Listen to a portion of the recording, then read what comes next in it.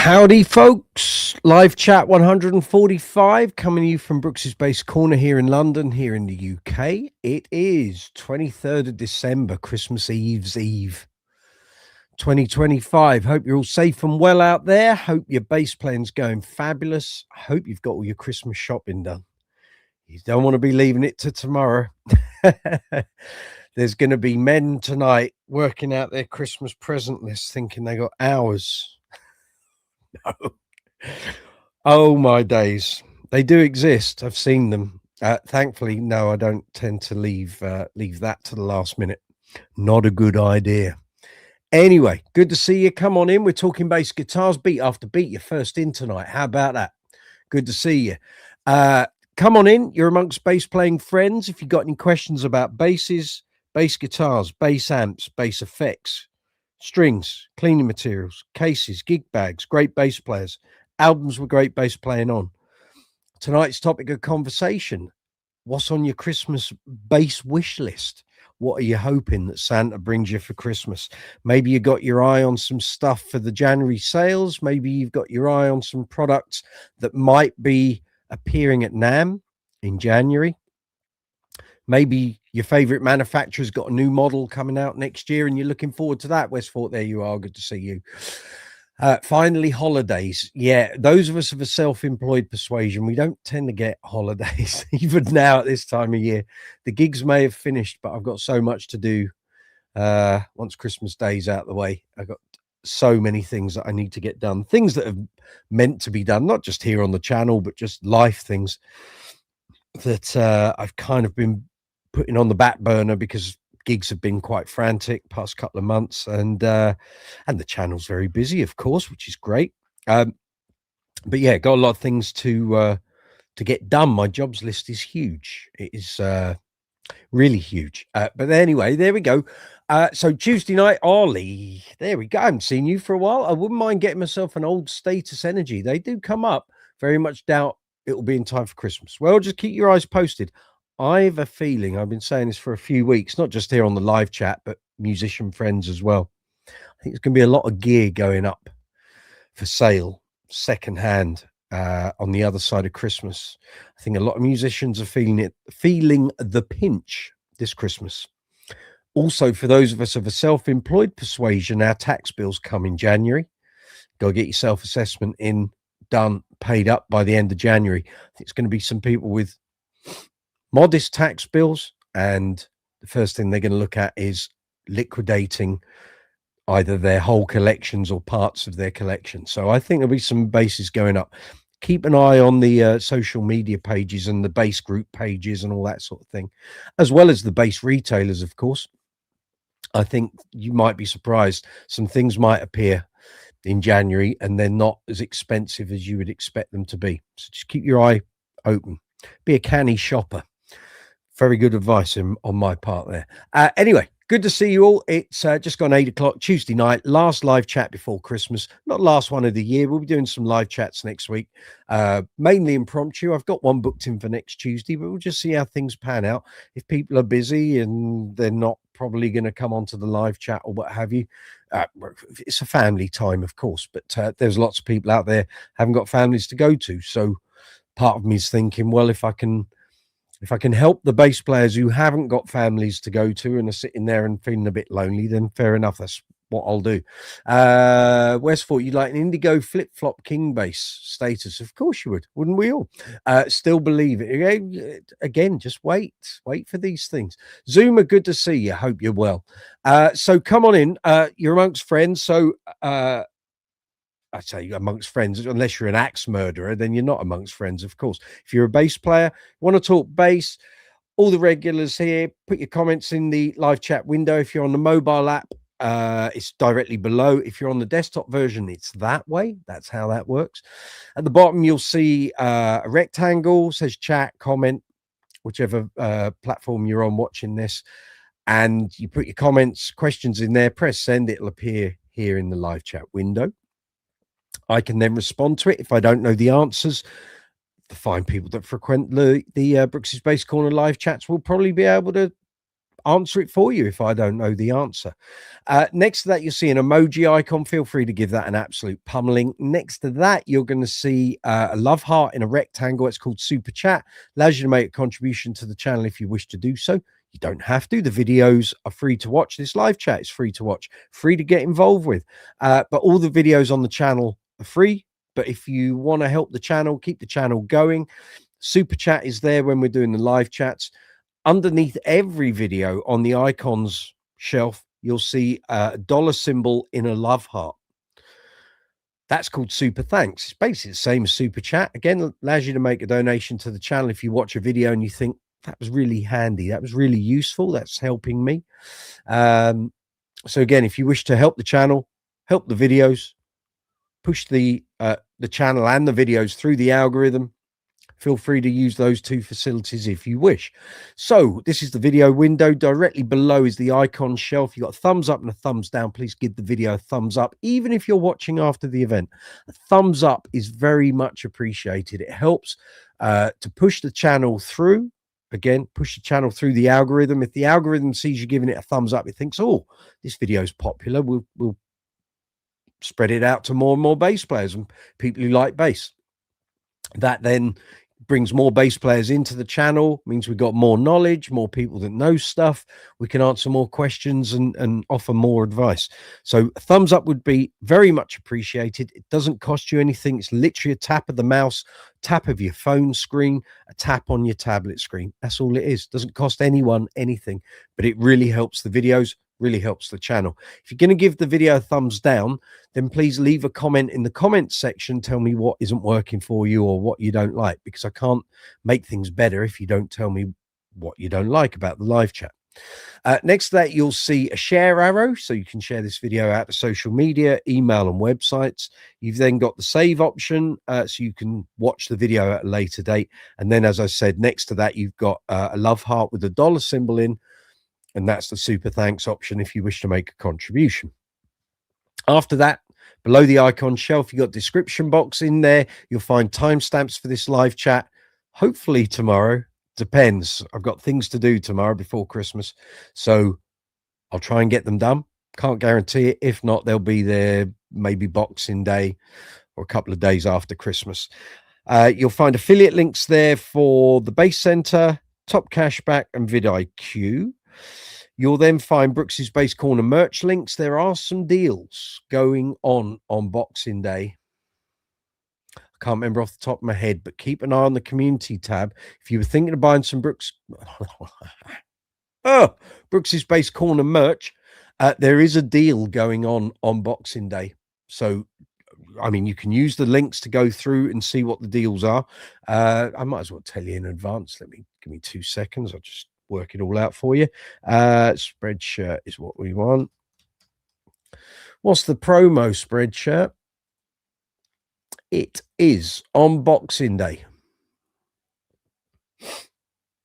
25% off everything throughout Boxing Day here on Brooks's Bass Corner. So no matter where you are in the world, UK, Europe, US, worldwide, everything on the Brooks's Bass Corner merch storefronts. What's this? We're expecting seasonal increase in production volume. No promotions will be. Oh, right, fine, okay.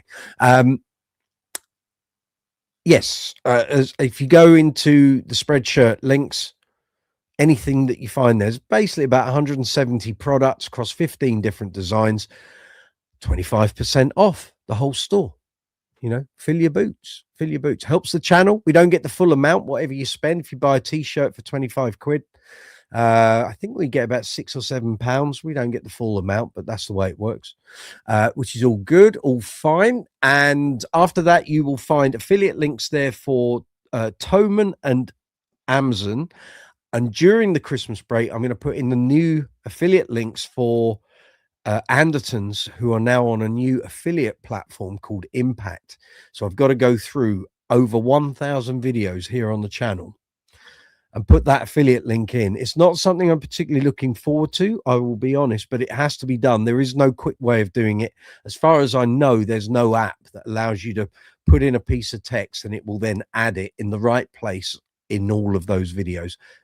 If there is, if anyone knows what that is, please tell me, because I'm really not looking forward to updating the description box on 1,000+ videos, but it's got to be done. Then after that, you're going to find social media links, and you'll find us on Facebook, Instagram, Be Real, Reddit, Quora, Discord, and TikTok. There we go. So questions, comments, fire away. Stick them in the live chat box, and I will try and respond to them as quickly as I can. Bill Derbyshire, good to see you. So how did Friday go, Bill?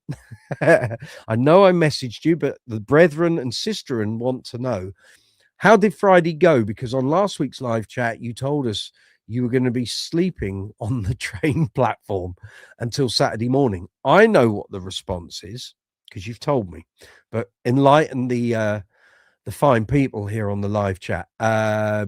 Beat off beat saying hello. Zuma Westport, tickets to see Uncle Funk for Christmas. Well, you'll be waiting until next Christmas. That's for sure. Although bizarrely, we do have gigs in for next Christmas, and I actually have gigs in for the ABBA tribute I play with for next Christmas and the Christmas after 2027. Hope I live that long. Let's hope. Hey, you never know. You never know when your time's up. But yeah, there are gigs in the diary for that. But Uncle Funk for Christmas. Well, then, well, you'll have to come over to the UK for that, obviously, because we don't tend to do that many gigs abroad. I've been in the band 5 years. We've done one gig in Denmark, and that was 2.5 years ago. But we live in hope. We were meant to be coming to Holland, actually, for the 4th of July.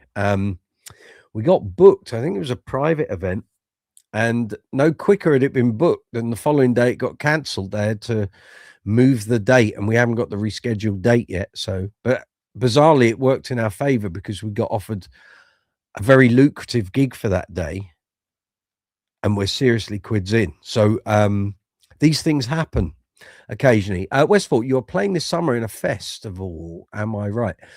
Not in Europe, not at the moment. Not unless you know about a gig I don't know about. I'm doing lots of festivals here in the UK.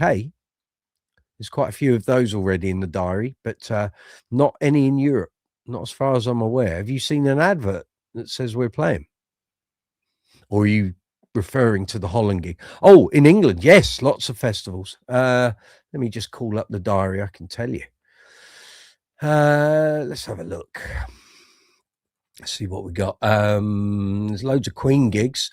What's that? We've got loads of theatre shows as well coming up next year. We're in Taunton on the 7th of May. Then we've got Queen, got another Queen show. Public gig, what's that? June the 12th in Witham Public Hall over in Essex. Then the 19th of June, we are at Strode Park in Herne Bay in Kent. Then there's some more Queen stuff. There's some private shows. And we've got Uncle Funk up in Harrogate, which is up the north. We're at Guildfest in Guildford. We're the main artist support on the Saturday, 4th of July. I think it's going to be Sophie Ellis-Bextor, but I'm not sure.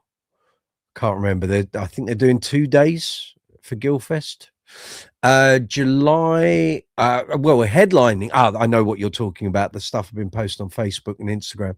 We're playing at Summer Soul Vibes Festival over in Ipswich on the 11th of July. So we've played there the past 2 years, and for whatever reason, and I'm very grateful for it, the regulars who attend that festival have voted for us to be the headline band for next year. I'll take that, because they've had some seriously good bands the past 2 years. They had Soul to Soul this year. And last year, I think it was Brand New Heavies, supported by Incognito. But for whatever reason, they wanted Uncle Funk to do a full hour-and-a-half set. So that's what we're going to be doing. Then we're at Chidfest on the 25th of July. And then there's a whole load of private stuff. And then there's public gigs in September, and actually a couple of theatre shows back-to-back. So that's good to see. Blackburn, and where's that? Backup, not sure where that is. I did look and I can't remember. Click on the location button, Mike, it will tell you. That is in, when the hell's that? Rochdale. Okay, right. So not that far from Blackburn. We're very close. That works good. So 2 gigs, 1 lot of traveling. I can go with that. That's all good. So yeah, so that's a bunch of gigs for next year. Jamie, there he is, Mr. Pink Bassman. He's come on in. You finished your busy period, I think. You've been majorly busy, which is good to know. Bill Derbyshire, it was a great gig. This is Friday, just gone. Lots of drunk people. December gig, isn't it? Dance, lots of drunk people dancing. We've got 3 more bookings for next year. Well done, sir. You didn't have to sit at the station as the guitarist in the band decided to give you a bed for the night. That's what we like to see. He clearly watched last week's live chat and felt sorry for you. I very nearly did a live chat to try and keep you sort of awake and occupied, but I'll be fair. Friday night, I was wiped out, and I think I fell asleep about 11:30, so that was a goner. Westford, if you give me the dates, I might come over this summer. I will do. I tell you what, let's get Christmas out the way. When we do the first live chat of 2026, which I think will be the first planned live chat. It doesn't mean I won't do one on New Year's Day or what have you. The first planned live chat will be on Sunday the 4th, when we move over to the Sunday evenings. I will give you the dates. Remind me. I'll give you the dates, because that will also stuff will start flying in that first week in January. You literally get past New Year's Day, get that first weekend out of the way, and suddenly the phones start hotting up and the emails start going, and it gets a little hectic. But yeah, I'll do that for you. No problem. Now, I'm sure a few people are going to go, right, when are people coming on the screen? So a little announcement for you fine folks. So I got my renewal through from StreamYard, and I thought I had till the end of the month. I didn't. It ran out last Friday, 19th. And basically with StreamYard is what allows us to do the video thing where the guys come on and talk and we have conversations and video chats and all that. The situation is basically I've got a couple of months now with no gigs, and by hook or by crook, I've got to try and get through to April. So once Christmas is out of the way, I'm going hell for leather to push the YouTube channel as much as I can, hopefully raking in the AdSense and the merch money and everything else. The StreamYard thing costs me to do it. It was an idea I had a couple of years ago. I thought, how could I turbocharge the live chats if I can? And because we've done the live chats at that point up to about, I think we've done about 85 and a lot of impromptu ones. I thought, well, how do we take this to the next level? So I looked into it, and it looked like StreamYard was the best platform to do that with. Now, there are other apps, there are other platforms that you can do live chats through, and it will stream them out to other channels and other platforms and allow you the video call facility, but none of them are free. There is not one that's free, not that I know of, and not that is reliable enough to do it. There's no point doing it if we end up looking like Minecraft figures. And as a little diversion, today we got, where have I put it? I might have left it in the other room. We got the new broadband disc for the garage. So when we're doing the live chats, I said on Friday's live chat, when I was setting up some basses, that I need to get another booster to improve the garage where it came today. So that has been dealt with. I said I would, done it. But anyway, back to the StreamYard thing. So it costs to do it. It isn't cheap. I had hoped there would be more of a take up on it. So we've done it for about 18, 19 months. And it's fine. You know, we've had all our video chats and what have you, and the regular Tuesdays with the guys coming on, but it just got to the point it's expensive and I can't afford to pay for it if there's not a good business case for it. So the business case was hopefully more people will come on. It'll be an incentive for people just passing the channel or seeing it on the live stream to come in, talk bass and what have you. I also thought we might get a few more names involved, but that hasn't happened. People seem to be very reticent to come onto a bass channel and talk bass by video, but there we go. But the cost of doing it, especially with the way things are at the moment, with there not being a lot of gigs, not a lot of work, I just can't justify it. There is no there's no way I can make it pay for itself. So if we're not attracting a larger audience and people are coming in and they're getting involved in the live chats, and I'm not seeing a huge spike certainly on the live chats, but on the channel generally. And even though we are growing, we're not growing at a quick enough rate to make the income justify that expenditure. So if you were running a business, and running a YouTube channel is a business, if you ran a business and someone said, you need to do this, you need to invest, you need to spend to speculate, to get things bigger. If that didn't produce any results, you wouldn't carry on doing it. They say the mark of a fool is to keep doing the same thing, not getting the results you want, but you keep doing it. So it just got to the point. I just thought, it's not generating what it needs to generate, and I can't justify that level of expenditure. Doesn't mean it won't come back later. Well, further down the line at some point, maybe when the channel's grown more, we'll get more people in on the live chats. But for now, that facility is gone. So if anyone thinks, we'll send an email and get an invite and come on screen, it's not there for the time being. I'll tell you when it's coming back, if it comes back. But also, once we get to the other side of Christmas, other side of New Year, lots of things hopefully on the channel are going to change. Presentation, the way I'm doing some of the videos, there's loads of new stuff to come. The podcast, which I've been promising for nearly 3 years. It's crazy. It's all scripted out. I've just got to film it, edit it, and get the thing out there. And it's a time thing. It's having the time to do all these things. So I've now got basically 4 months at the moment with no gigs in the diary. That's fine. It's just the bands I'm in tend to do a lot of festival stuff.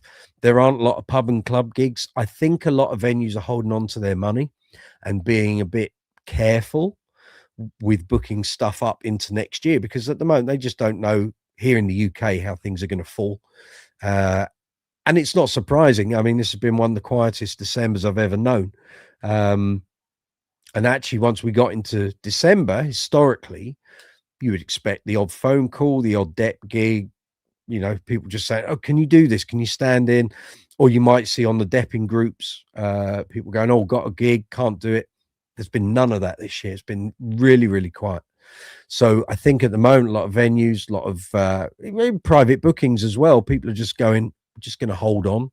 So I expect in January, February, March, things will start popping in then. But at the moment, the outlook is that there's nothing there. So on the one hand, it means I can put loads of time and energy into the channel, get loads of reviews up, demos, interviews, lots and lots and lots of stuff. And hopefully that will make the wheels and cogs turn in the channel's favor. I really hope so. But yeah, so that's where we are. So tonight you've got me. Everyone else is here. We're doing text chat, and that's the way it'll be. Right, let's see who we've got here. There we go. Richard's here. There we are. Westfort. Gig situation has been dire. You had one cancelled for this coming Saturday and said they're showing the football. That's what I'm saying. Christmas gigs used to be such a thing.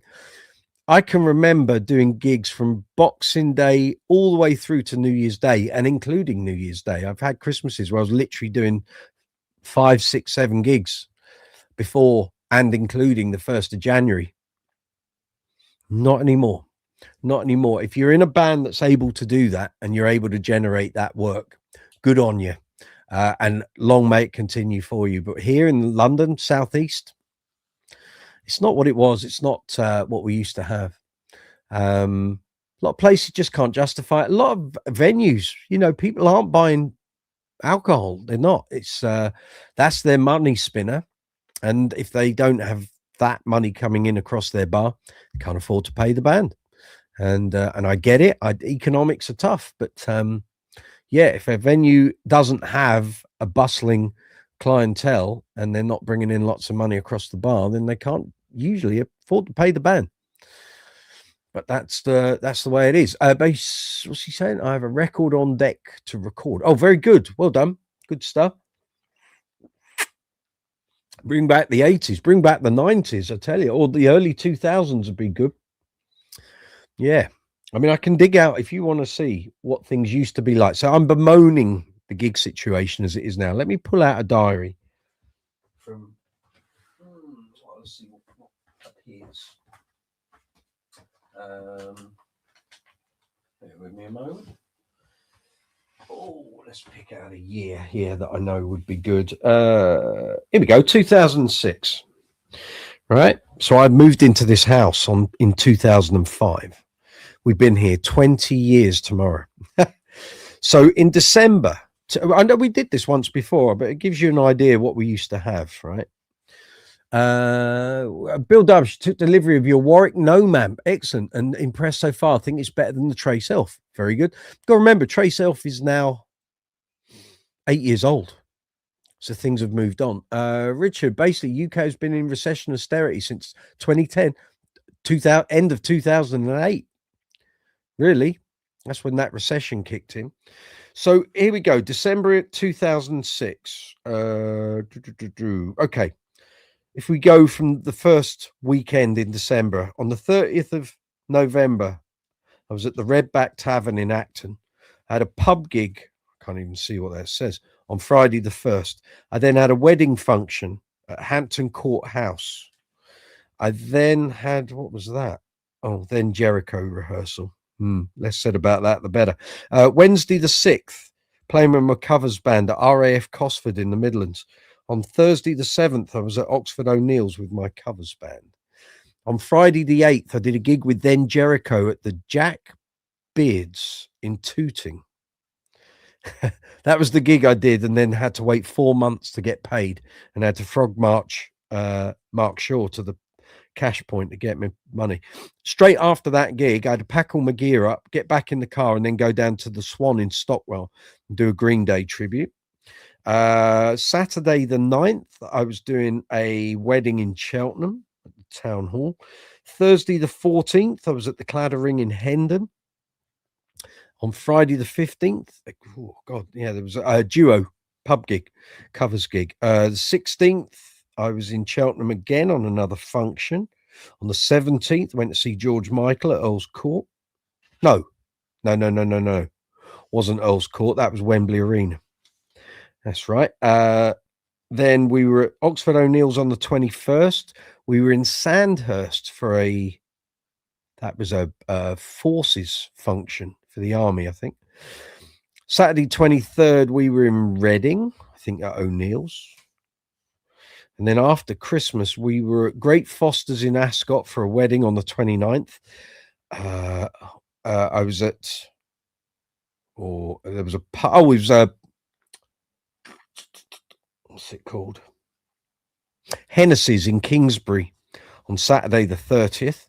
And then we did a gig at Mallory Court in Warwick on New Year's Eve. And I think there was a gig on New Year's Day, but I haven't got it in this diary.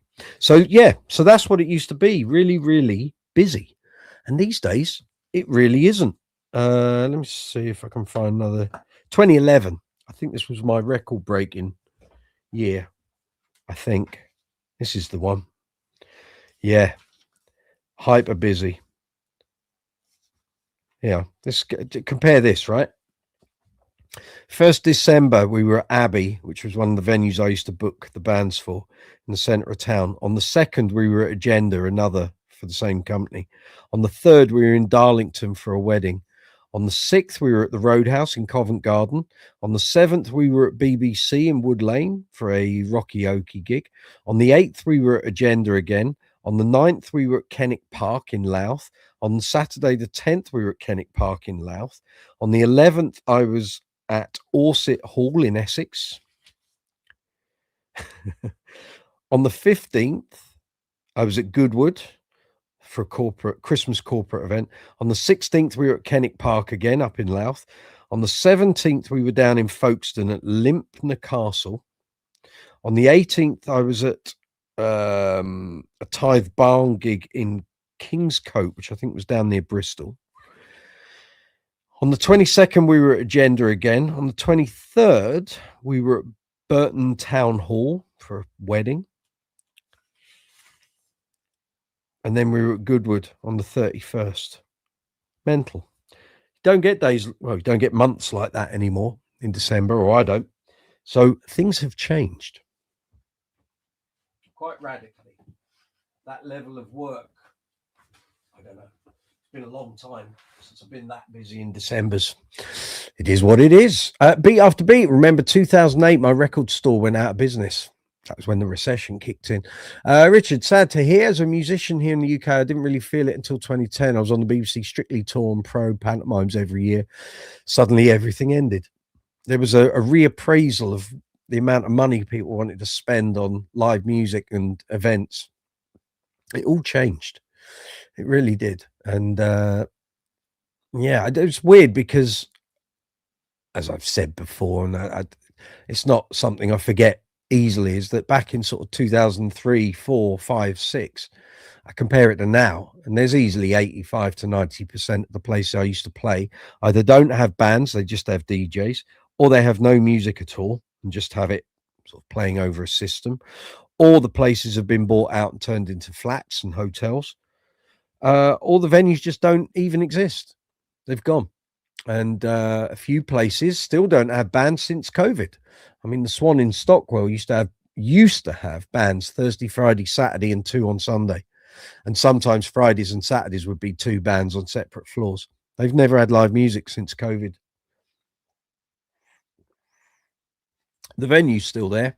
The woman that used to own it sadly passed away last year, I think. And one of her sons passed away quite a while ago. So the remaining son, I don't know if he maybe has sold it on. I just don't know, but they don't have bands.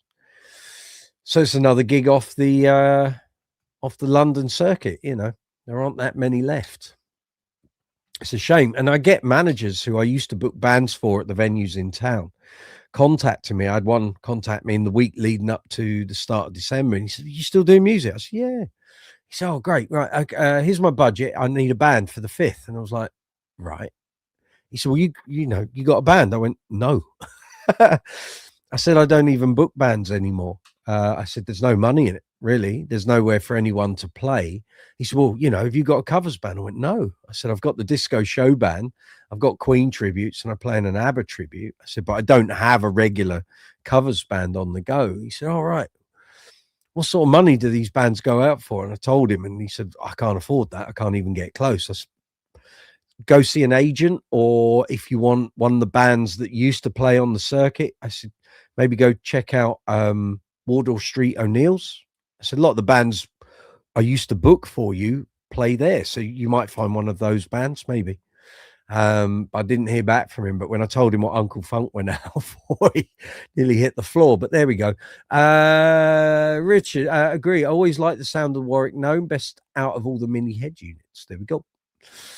There we go. So come on in, folks. It's 8:30. It is Brooks's Bass Corner live chat 145 coming in from London town here in the UK. Hope you're all safe and well.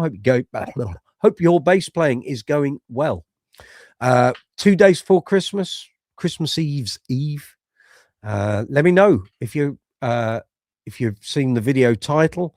What are you hoping Santa brings you in terms of bass stuff? Might be a new bass, new amp, new pedal, some new strings, some maintenance stuff, new gig bag.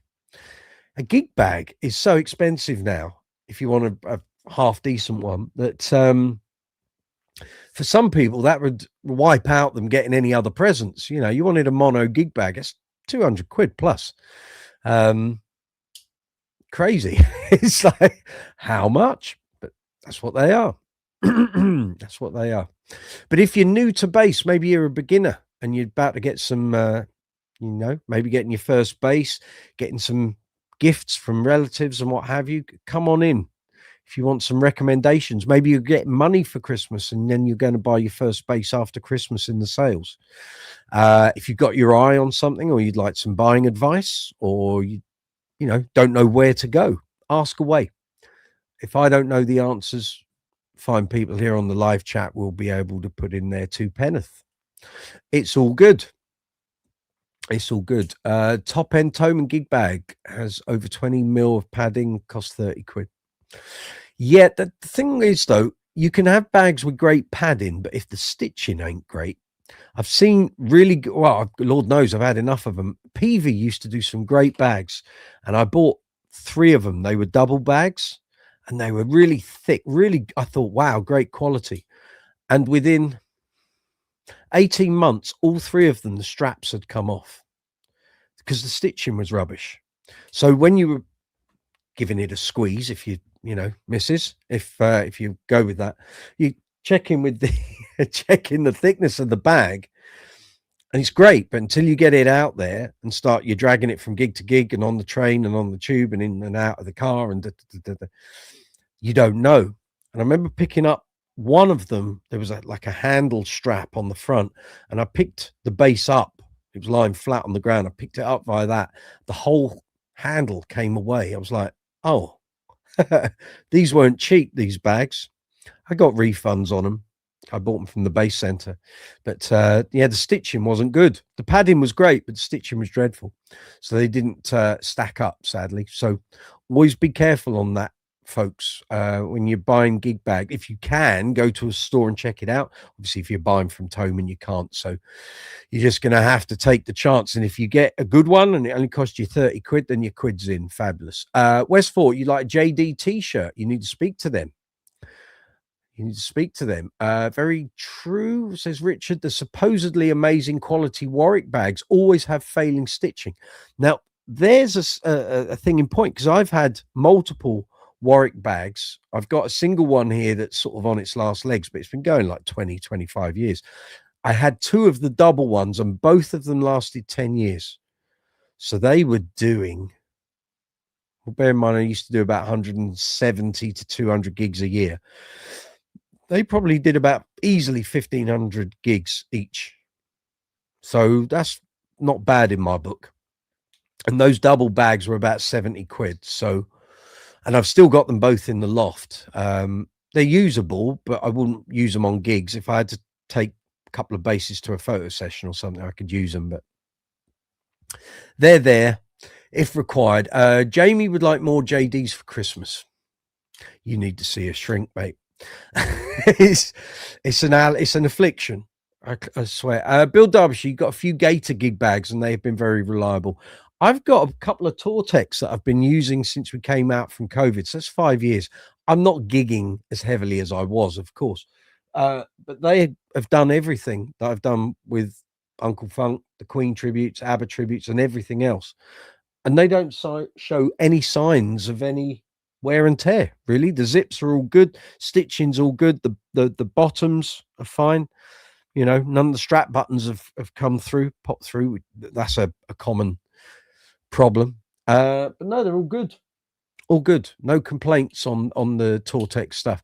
And I've got a couple of Gator bags as well, very good.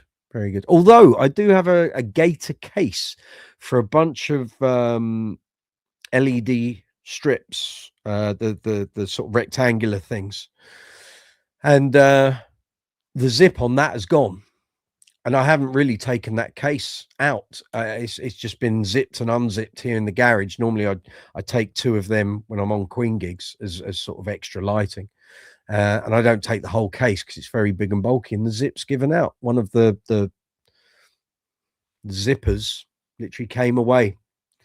Not great, because that case, well, it was a deal. It was the lights and the cabling and the case, and I think it all came to 350 quid 10 years ago. But the case has kind of given up the ghost, which is a shame. Westford, the pink one, maybe. Okay, we'll speak to JD. I'm sure they'll send a t-shirt if you cross their palm with silver. Richard, if I had the money, you'd buy all the JDs for Christmas. I'm sure you would. Neil Doble, good to see you. £5 super chat. Thank you very much, sir. Much appreciated. Good stuff. Thank you. Hope you're having a good week. You just get there. There we are. I can reply. Thank you. Cheers, Neil. Nice one. You got any questions? You had lots of questions last week. Feel free to, and I'll reply to them as quick as I can. Great stuff. Thank you. If you want to do what Neil just did, he donated £5 to the channel via super chat. Feel free. Just use the super chat facility, which is the dollar symbol in the rectangle at the bottom of the chat window. Much appreciated, sir. Good stuff. Jamie saying, "Oh, we're talking pink JDs, are we? Oh, very good. S1. Oh, series 1, JD. Very good. Yeah. So that's kind of, where we are with the old gig bags. Like I say, Tortex are great. I've got a couple of Gators. I've got one mono, which I can fit the, alembic, long scale basses in. They just fit in. Just. It's literally the zip goes over the top of the crown headstock, and that's it. So even though they've got the pointed tailpiece, which adds on about 2, 2.5 inches to the length.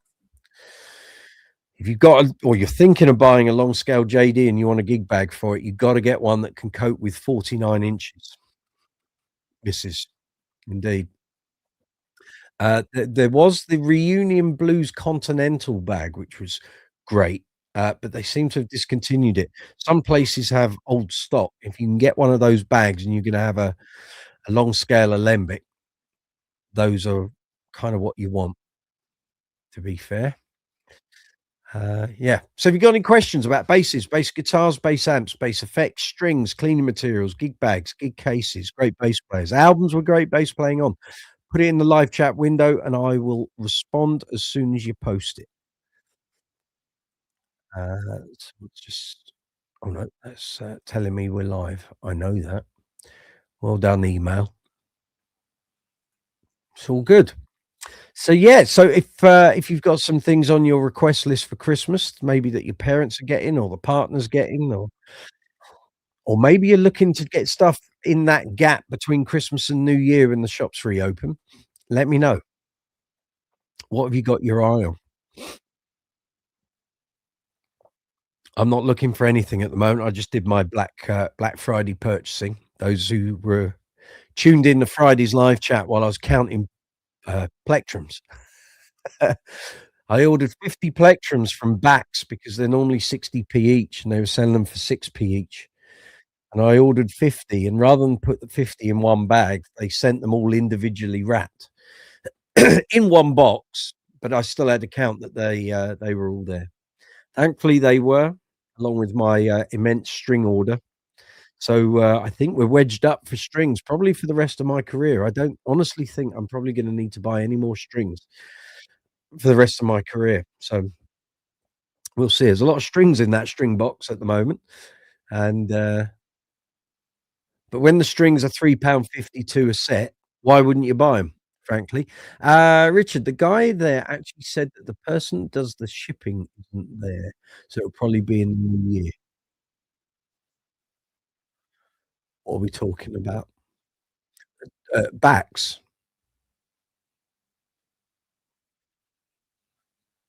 Sorry, have I missed part of a conversation? If I had the money, Joe, I'd buy you all the JDs for Xmas, but the guy there actually said that the person that does the shipping isn't there, so it'll probably be in the new year. Lost. Look up at the previous message. Yeah, unless it's missed a message.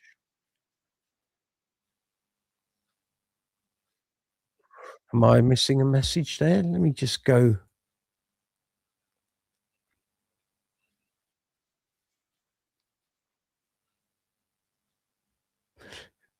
The last message I can see from you there, Richard, is the message to Jamie. You'd buy all the JDs for X.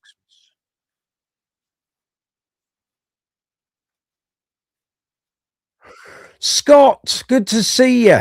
Hope you're well. Happy Christmas. Happy Christmas to all of you, of course.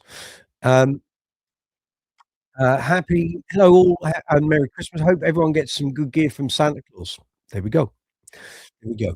Hope, everything's good where you are, Scott, with the family. Hope, base plan's going fine. The guy that actually said that person does yeah,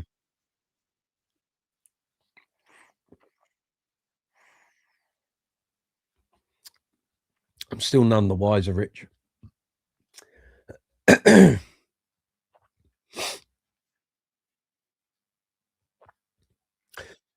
It's fine. It's fine. Mm, yeah, I can't see not to worry. not to worry.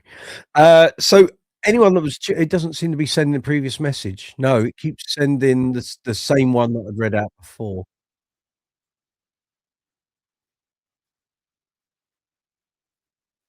I mean, we're here in native YouTube and it's not appearing.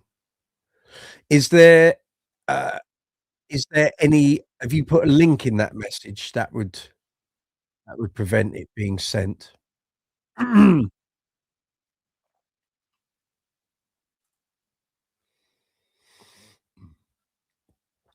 Please feel free to give the, live chat a thumbs up, folks, if you'd be kind enough. That would, help me, help the channel, help the video, and very much appreciated, of course. We've had, 100 viewers so far and 15 thumbs ups. So if you're watching, on YouTube, please, well, feel free to give the live chat a thumbs up. Yeah, if you've put a link in, it won't post it. We don't get any of the message content. I know why YouTube do it. It's to stop people posting spam and nonsense in live chats, especially live chats where the messages are coming in so quick that the moderators can't deal with it. But it's all good. So I have to say thank you to everyone, not just here on the live chats, but people who've been responding to the polls that I've been doing on the community tab throughout the month. Today was the last one. There's loads of messages and all the votes and stuff on the various questions I was setting. So I'm going to go back through that probably next week sometime and sort of digest people's responses to things, and I'll check it all out and go through it all, and that will sort of inform and guide some of the content to come up next year. So I will do that. You treat yourself to an American professional classic precision. Very good. They don't seem to be very interested in sending to me, though. They might be bombed out the door. That's probably what it is. Yeah, you probably won't. Well, unless they've shipped it, they probably don't want it to sit in a courier warehouse over Christmas.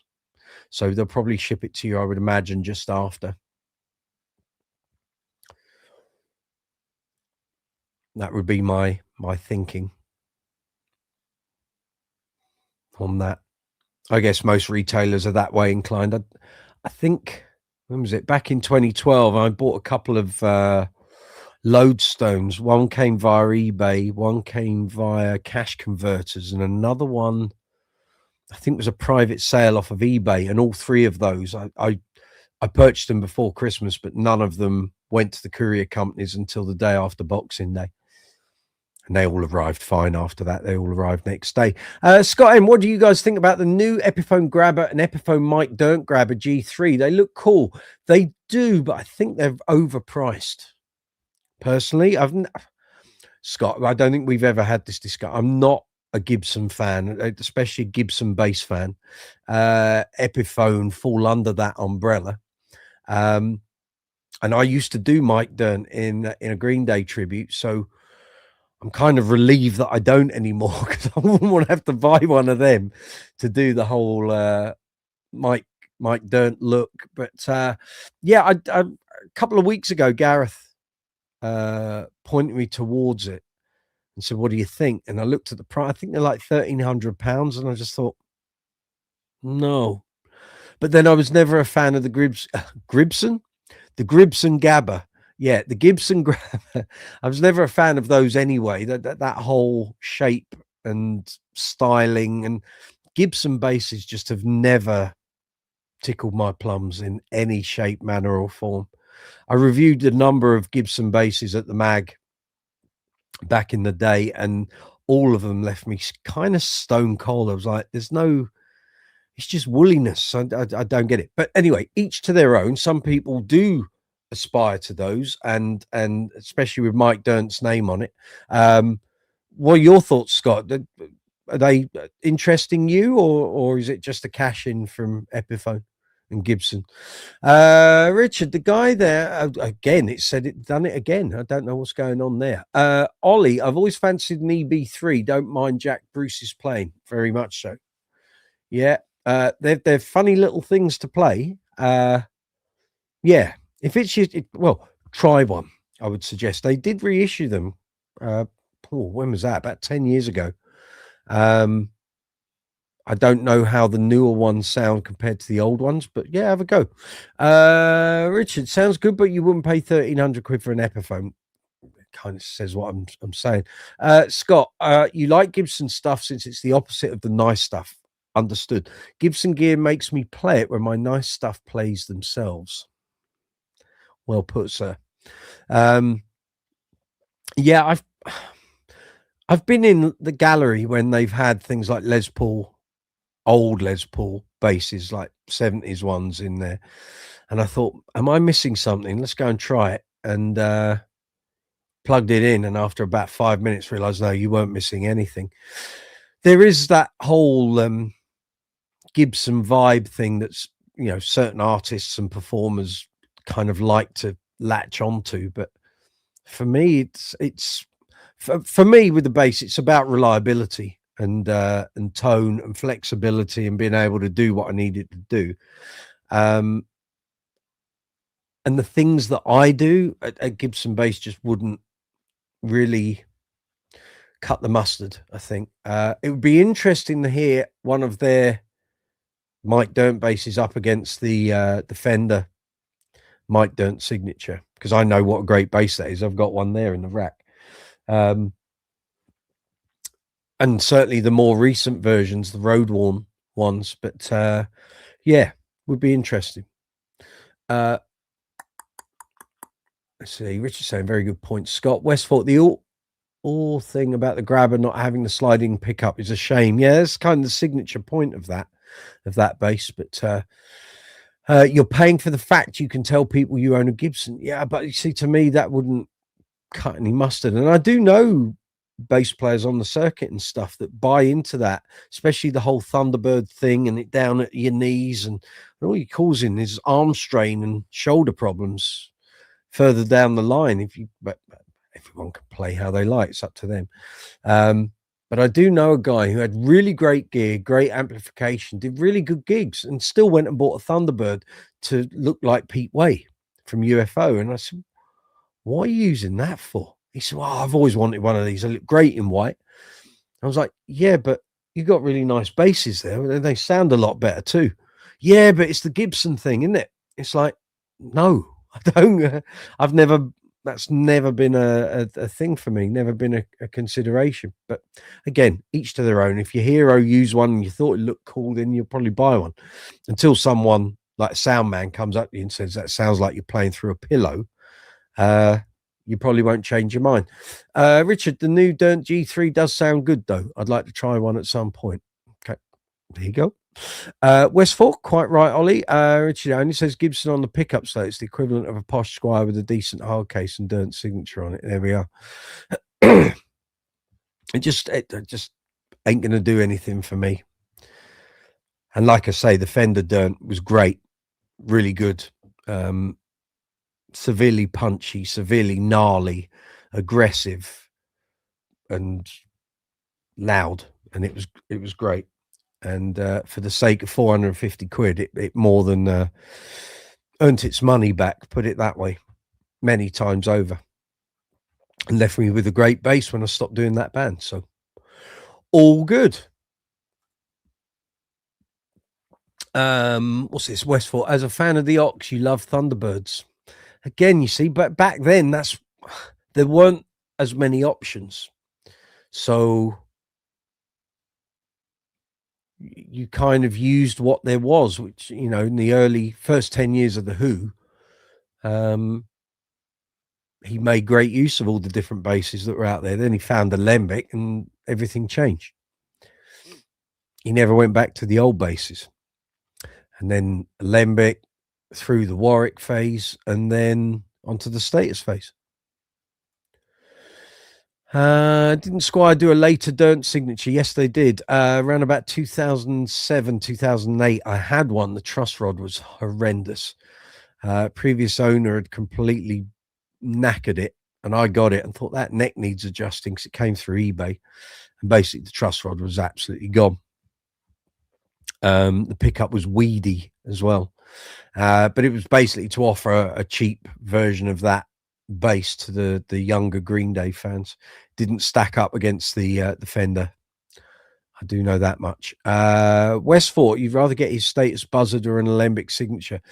Your chance of getting a status buzzard is less than slim, and you're looking probably at 25 grand plus. An alembic signature.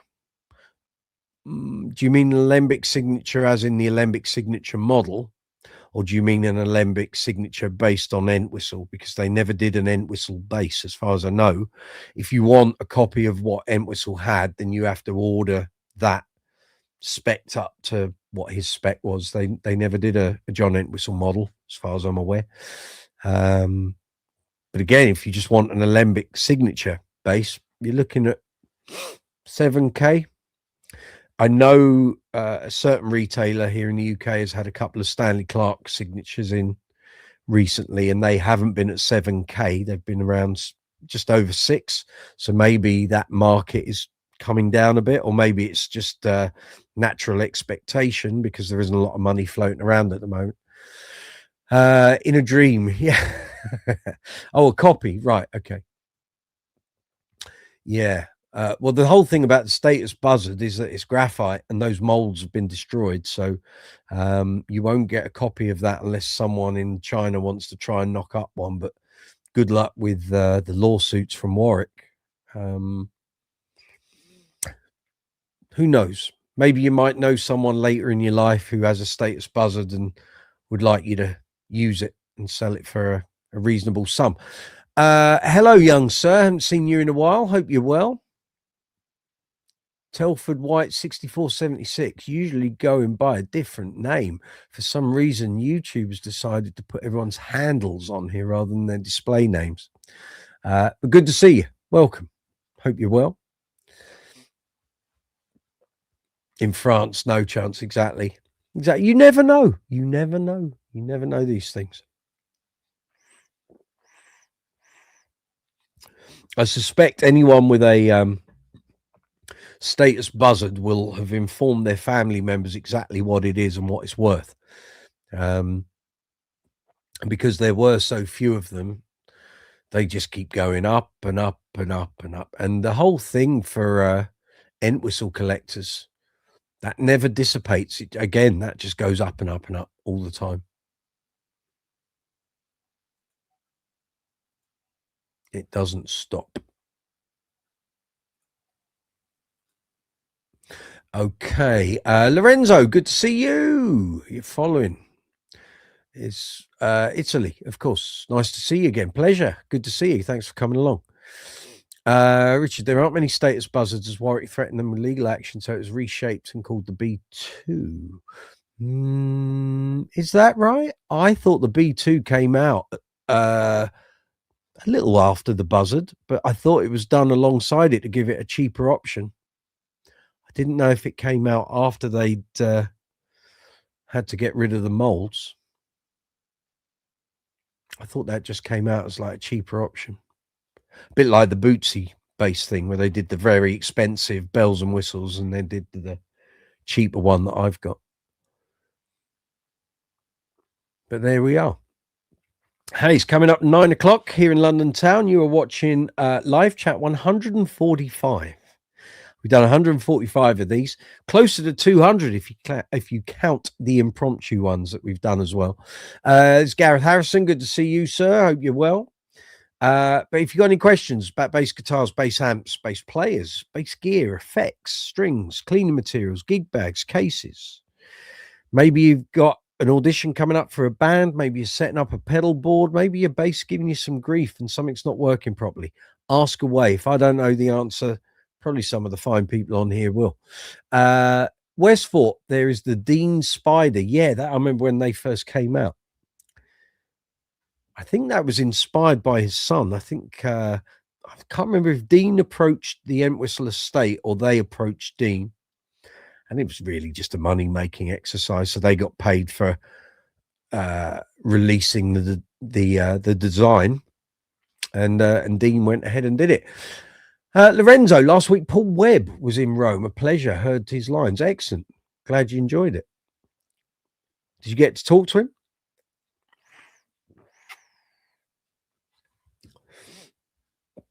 Patricia Crevier, good to see you. My daughter got a P bass for Christmas.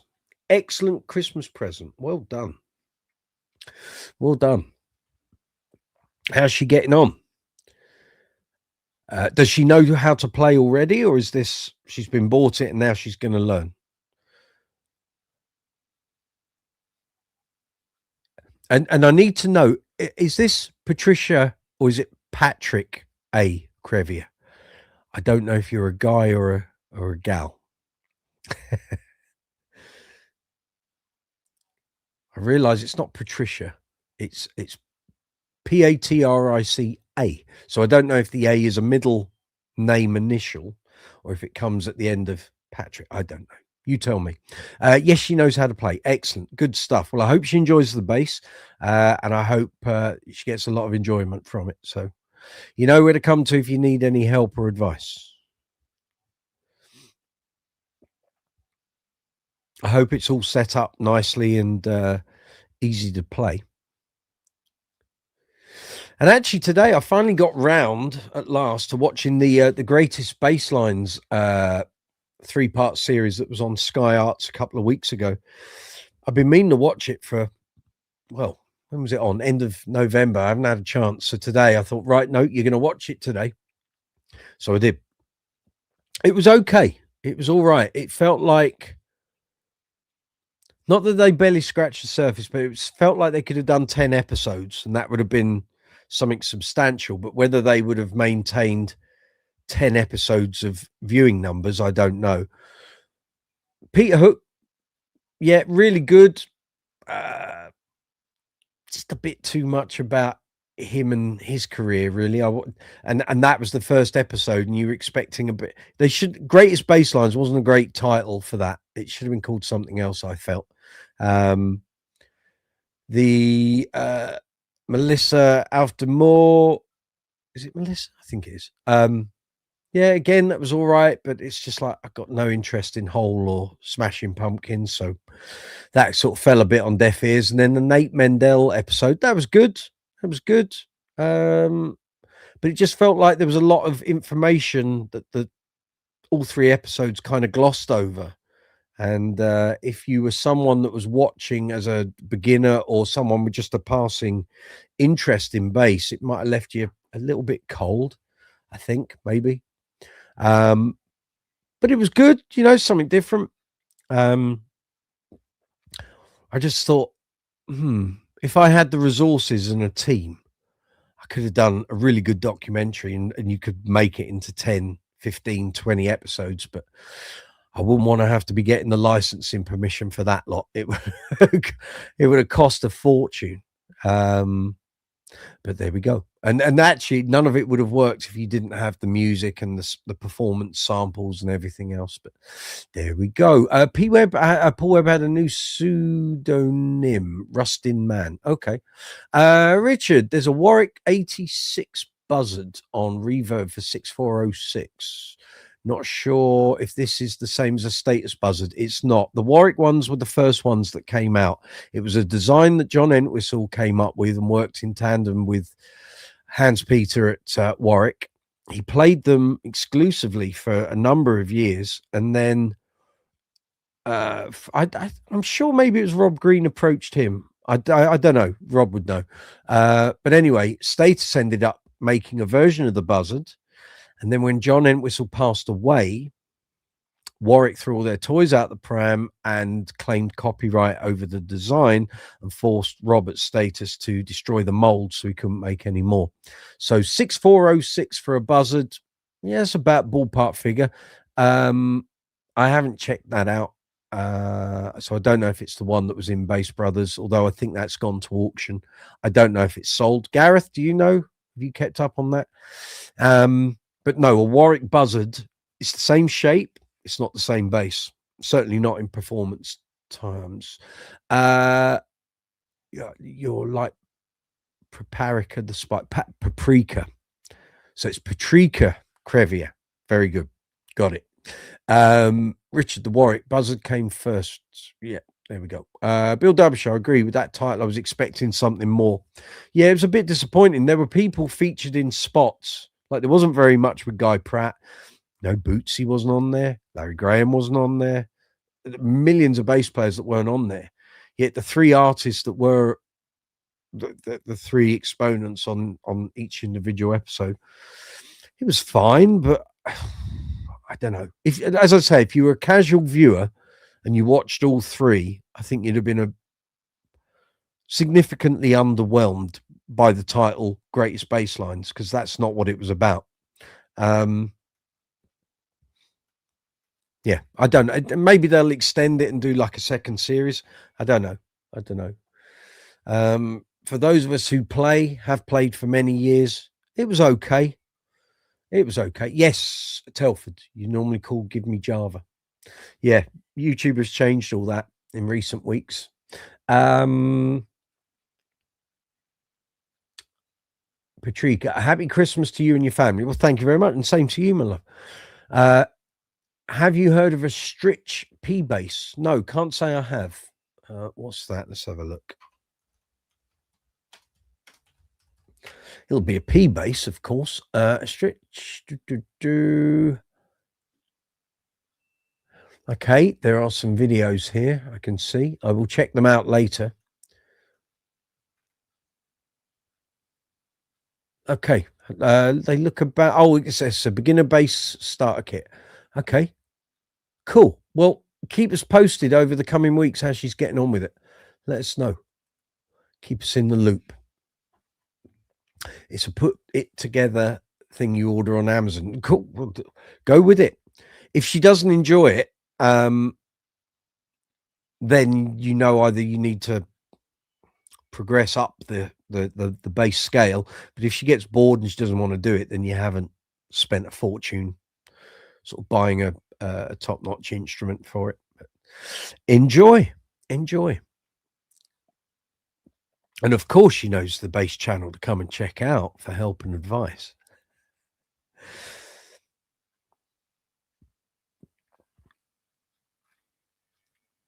So yeah, that's my thoughts really on that. It's yeah, a little bit of a missed opportunity. I'm sure some I'm sure some trendy people at Sky Arts thought it would be great, and in theory it was, but in execution I think it lacked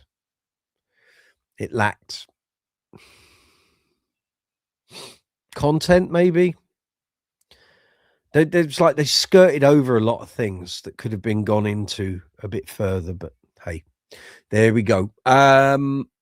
You yourself have a Squire jazz bass. Very good. Nothing wrong with that. Yes, teeth. Exactly. Yeah, they're in now. Yeah, good. Beat, how's how your videos going? Haven't seen any Tube Buddy updates this week. Milestones. Hitting the 80,000, 100,000, all that sort of thing.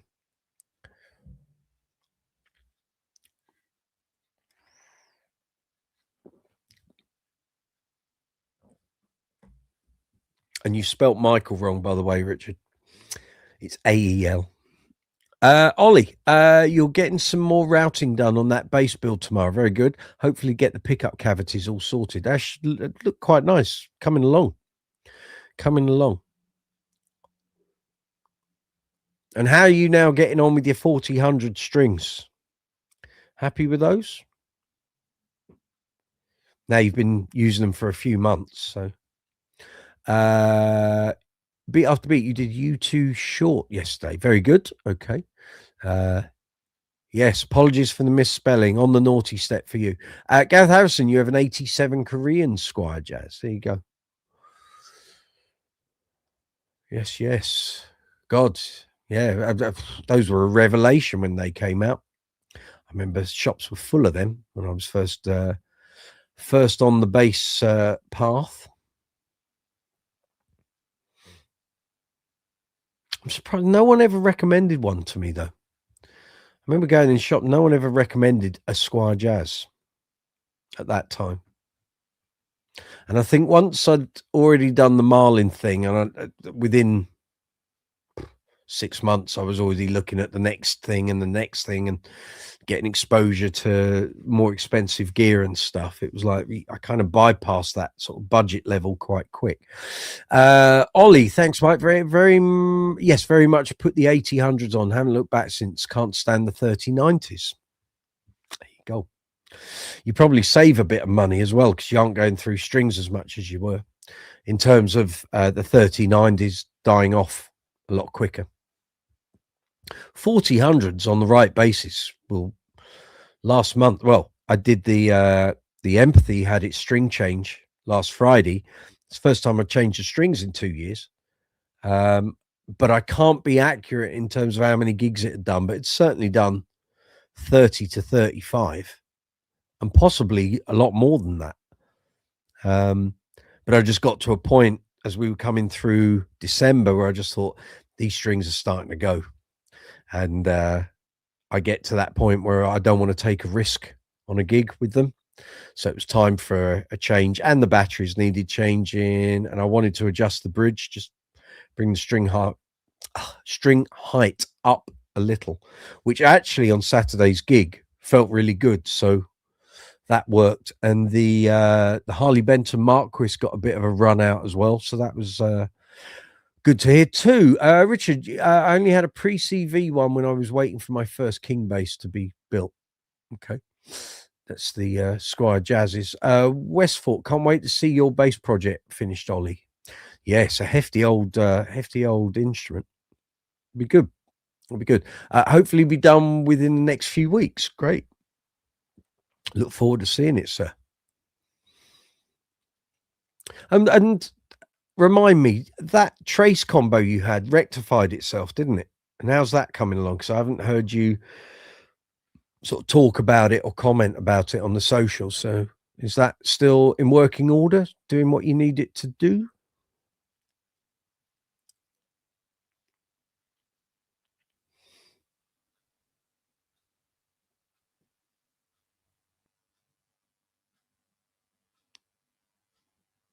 Yeah, trace is all good. There we go. Good. And did you get to the bottom of what the problem was? Was it something on the circuit board, or was it one of the pots, or connection? I can't remember. Oxidized sockets?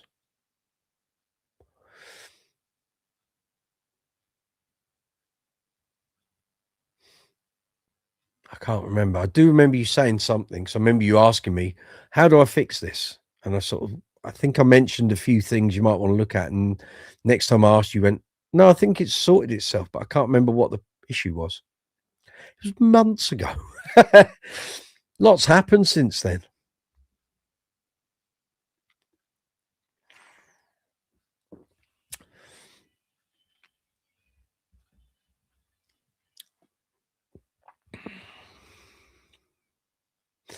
Nope, still no idea what the issue was. Just gave it a good clean. It seems to work fine now. I wonder if it was just, did you clean the circuit board?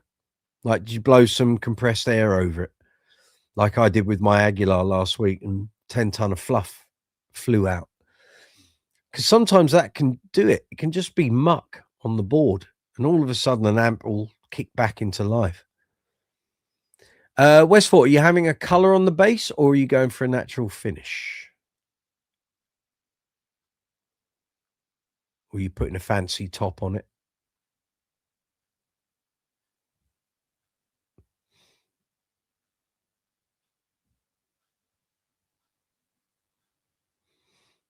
What's going in its circuit and pickup wise? What are the plans? Dark red with a black center stripe. Very nice.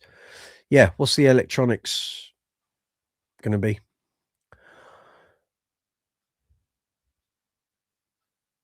Any facilities, any sort of switching or stuff? You just gave it, we're talking about Trace Elliott, just gave it a good spray with some electrical cleaner. Okay, very good. You're having a passive volume tone. Okay. Coil taps? Any of that on the pickups?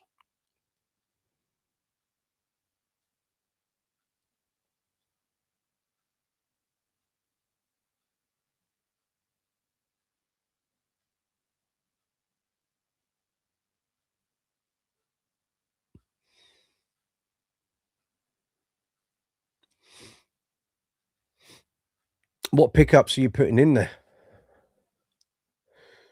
There we go. See, great minds think alike. Don't forget to give the live chat a thumbs up, folks, if you'd be kind enough. It would really help the video, help me, help the channel. Doesn't cost you anything to do it, but very much helps the progress of the video. If you'd be kind enough, I thank all.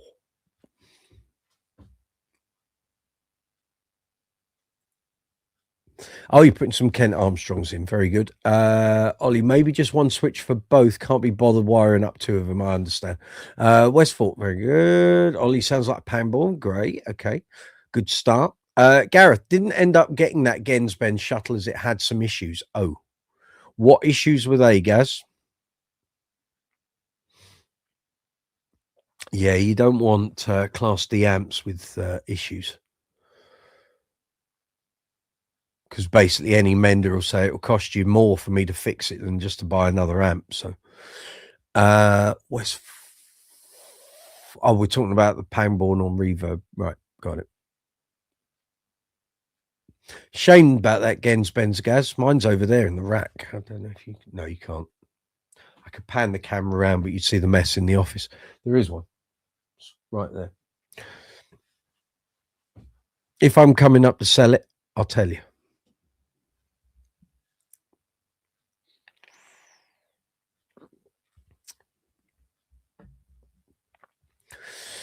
Talking of Pangborn, as you do,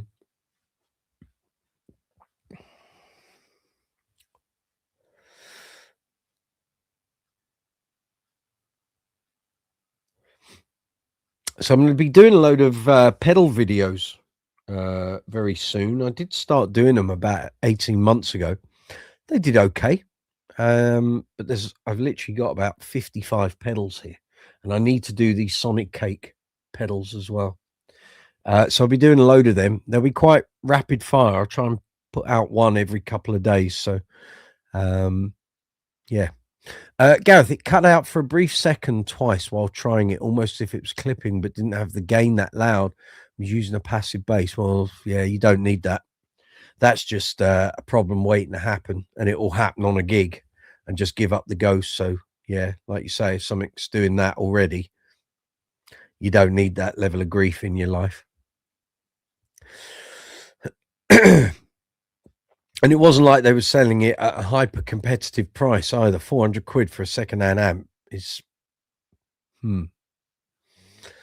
it's not, that's not cheap.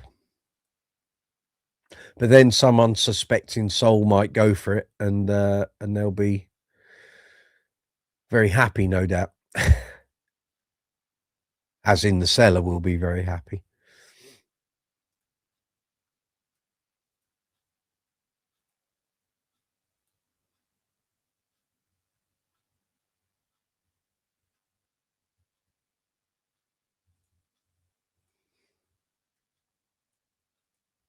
Right.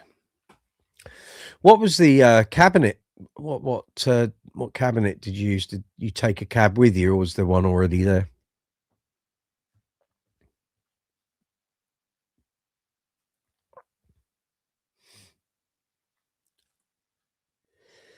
Let's just check the stream health while I'm at it. It's all healthy and excellent. That's what we like. Very good.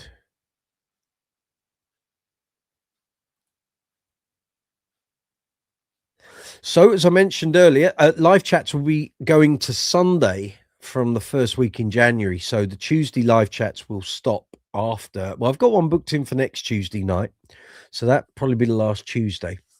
and then we'll move over onto the Sunday from the 4th of January. So come and join us. Hopefully Sundays will work out for more of you, and especially for those on the other side of the pond. I don't know what time yet. I was thinking 6 p.m. to 9 p.m., but I do realize 6 p.m. for people on the West Coast is 10 a.m. So if the first thing you do in your day is come onto our live chat, you got to deal with me for a couple of hours, which might not be the greatest wake-up call, but there we go. But we'll see. We'll give it a try. Change some things up and see how it goes. It might work. It might not. I don't know. I know in the summer it will be a challenge because people tend to do things on Sundays, of course. So maybe either we'll give the live chats a rest through the summer, or we'll just move it to another day. Maybe again move it back to the Tuesdays, but we'll see. We will see. There's Zoomer. You've emailed me. A buddy turned me on to this. What is this? I've got a 404 window here. It says, sorry, this page does not exist. Got it again. Link's not working, Zoomer.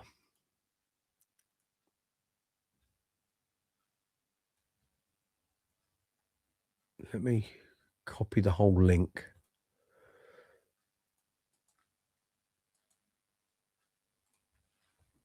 Let's see if that works. No, I'm getting a 404. How did you end up here? Sorry, this page does not exist. What you sending me, man?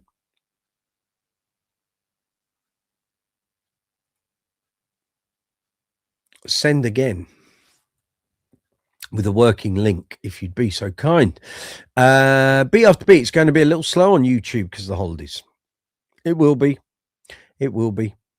You're a little bit over 13,000 views this month. That's all good. It's all growing. That's what you want. It's good. Just keep at it.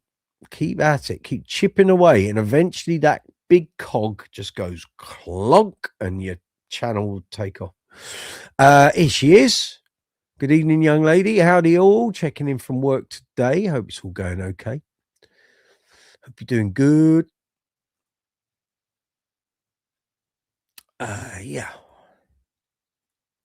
So I'm going to put up, once we get the other side of Christmas, I'm going to start going back through the old interview vault, which I used to do. I used to put interviews up all the time, and haven't for quite a while because they don't tend to generate a lot of traffic for the channel. But there's a few things out there. Certainly people like John Lodge, who's passed away, a couple of other people that I think I really got to get this stuff out there. So I will. Oh, here we go. Zoomy, you sending me another. Here we go. Seismic Bass Suite. What's this? The sound and flexibility you get with Seismic. All the tools you need for a mix-ready bass tone without any of the hassle of complete. I can't even read. Complex mixing chains. Interesting. £49. If anyone wants this, I can put a link up. And what did you put in there? What did you say in the other email? Sorry, I'll go back and find it. Bear with me a moment.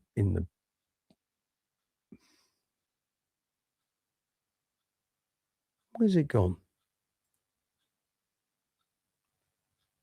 I'm getting loads of emails at the moment from Nam trying to sell me tickets. I'm not going.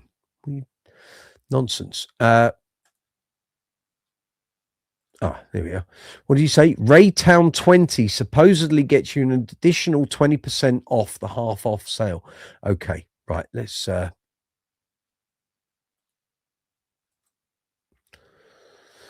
this is what Zoomer and I are talking about. It's a bass plugin suite, and if you use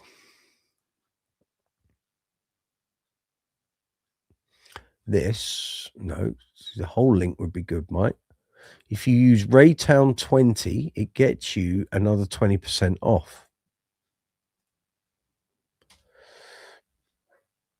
There you go. James, good to see you. James Howard, good to see you. There's Zuma. Lorenzo, Buon Natale. Happy Christmas. Happy Christmas to you, sir. We're going to be doing impromptu live chats across the holiday season, so feel free to come and check us out if you see that we're live. It's all good. Yeah, it looks quite good, that Zoom. I'll check out the I'll leave that window open. I'll check that out later before I go to bed. Do you use it? Is that something you use?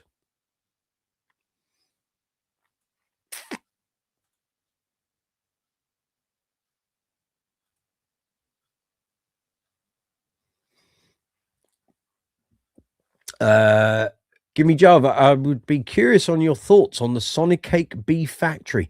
I've seen that, and Keith Doherty, I think, was looking at that for Black Friday. Yeah, I might end up buying one if it's the thing I think it is.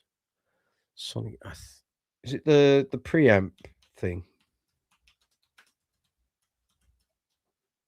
Yeah, it is. Yeah.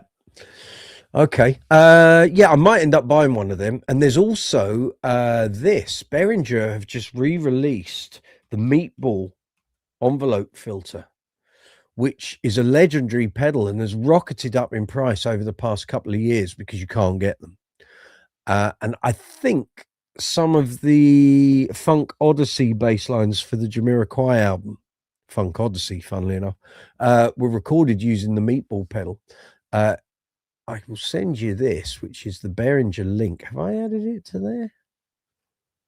No, I haven't. Right. Okay. I'm going to add this to Bass Effect. I'm going to buy one of these in the new year, and I'll be doing some videos on it. Anyone wants to check it out, if you're even after a Meatball, there's the affiliate link, and I'll put an affiliate link. Mike, remember to do this. I'll put it in the description box when I do the timestamp link. So if you're watching this after this live chat, after the event, give me a couple of days and I'll put the link in there. Zuma, you don't currently use it, but I'm really thinking of taking a punt on it. Go for it then. You can tell me what you think. Tell me if those pedal plugins sound as good as the real thing. But yeah, the Meatball pedal, I've been checking out some videos of it. Sounds great.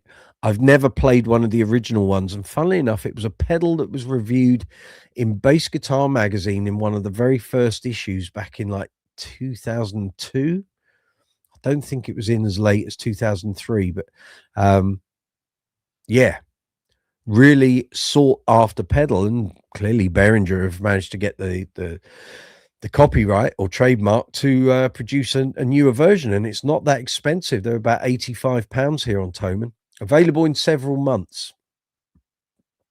I think Anderton's had them. Gear for Music, again, I think they said not currently in stock, available in June. So maybe Anderton's don't have it. Let's have a look. Pre-order. So they're coming out next year. There we go. So if it's a couple of months away, maybe I'll get sent one for review. Hey, Behringer, that'd be great. But the clips I see in videos, so even when they're just on guitar, it's like this. So very much worth keeping an eye out for. Anyone out there got one of the original Meatball pedals? Can you shed some light on it? What it's good at, what it's not good at? Yeah, Nick Fife's playing on that album always sounded like there's a lot of synth bass and stuff going, but there's also a lot of bass as well. And the affected bass tones, especially on Feels So Good, the first song, I've tried to get that tone several times. I kept reading online from Jamiroquai bass fans that it's a Meatball pedal that's doing a lot of it, and if you can't get hold of one, you can't get that tone. So when they come out, if it does all of that, then watch this space. I'll do a video on it.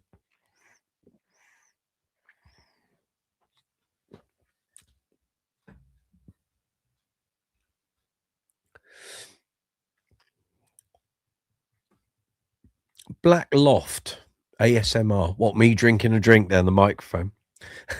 It's amazing what some people like, isn't it? Hey, It's all good. It's all good. So, have you got any questions? Bass guitars, bass amps, bass effects, great bass players, albums with great bass playing on. Maybe you've watched some of the workbench videos and you want to ask about some of the products I've been using on there.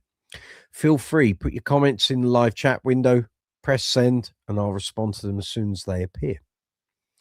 That's what we're all about. Please give the video a thumbs up if you'd be so kind. We have the emoji icon next to the chat window, and we've also got super chat there, so if you want to make a contribution towards the channel, you may. What did I ask for Christmas? Nothing. I haven't asked for anything. We've got lots of stuff going on. Bye Blackloft, bye then.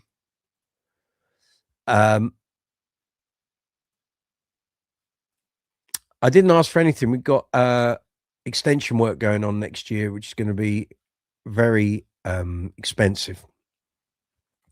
And I can be honest, there's nothing I need, nothing I want this year. I've got everything I need for doing all the videos and all the bits and pieces, and I've got so much stuff. I just don't need any more. I'm quite happy just having a rest this year for me. That will do. And my mum to get better. If mum's watching, see you Saturday. My mum's been in the wars this year, and if she got better, then that would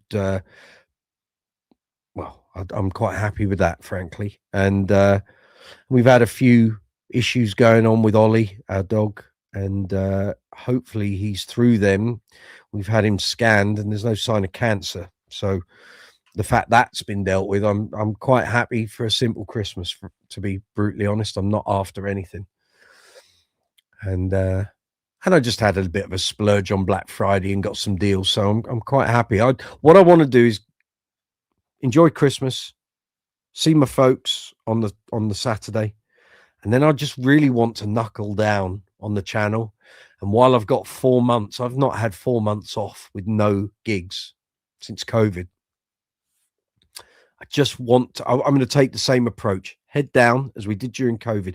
You won't get a block of time like that again. So where I've got 4 months with no gigs, things will come in. I know that, but they're not in my diary at the moment. So as far as I'm concerned at this point, I'm looking out thinking, right, you got 4 months. You can seriously go to town on the channel here. So I just want to get Christmas Saturday out the way, get the new schedule for what we're going to do here on the channel. And then just start filming, clear the backlog of content. I mean, the gig vlogs stopped at like gig vlog 10. I've got another 10 to publish. So rather than all of that footage and stuff sitting on the hard drive, not doing anything, while I got the time, clear the backlog, do the old stuff, get really mucky in vidIQ and start doing loads and loads of keyword research, things that are working on other channels, things that are outliers for other channels that I have nothing to do with bass, and start really plowing the furrow, because the long form content at the moment is not flying.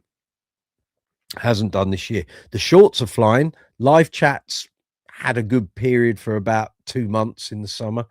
I'm still waiting for YouTube to announce that they're doing this leveling up of the horizontal and the vertical, because they've dropped that as a suggestion, and here we are 3 months on, they still haven't done it. So I'm waiting for that, because I think that will make a big difference to the live chats. But this is why I'm still running in vertical format, because we still get more views in vertical than in horizontal. But my preference would be go back to the horizontal, because it just looks better. It's a nicer watch. But there we go. But that's what I've asked for. What about you, Richard? Have you probably got it, your new bass? But yeah, in fact, all of you, feel free to message what you have asked family and friends and stuff for, if you're having presents. Beat after beat, blessings to your mum, Mike. Thank you very much. Zoomer, you don't need anything either. Well, Zoomer and I are going to be doing a very nice Duran Duran series collaboration. We need to get on with that. So you tell me, so when you're done on the work side of things. I think I said to you we'd get in touch after the weekend. So get Saturday out the way. Maybe you and I have a chat on Sunday, and we'll set a schedule in place and get this done, because otherwise it will become another one of those things where it's like we'll suggest something, and I've had this with other people as well. We suggest something, 6 months passes by and nothing has happened. So let's do this while the iron's hot. Let's do it. And also, we're in winter. People are more liable to watch good content, so let's do that. Stacey, you ordered a sealed copy of Rio from '82 as a personal prezi. Well, now there we go. There we go. That's an investment piece. Richard, I'll write to Santa asking to bring you lots of viewers. Those are some good wishes. I'm hoping the same for my dad, who's been in the wars with bowel cancer for the last couple of years there.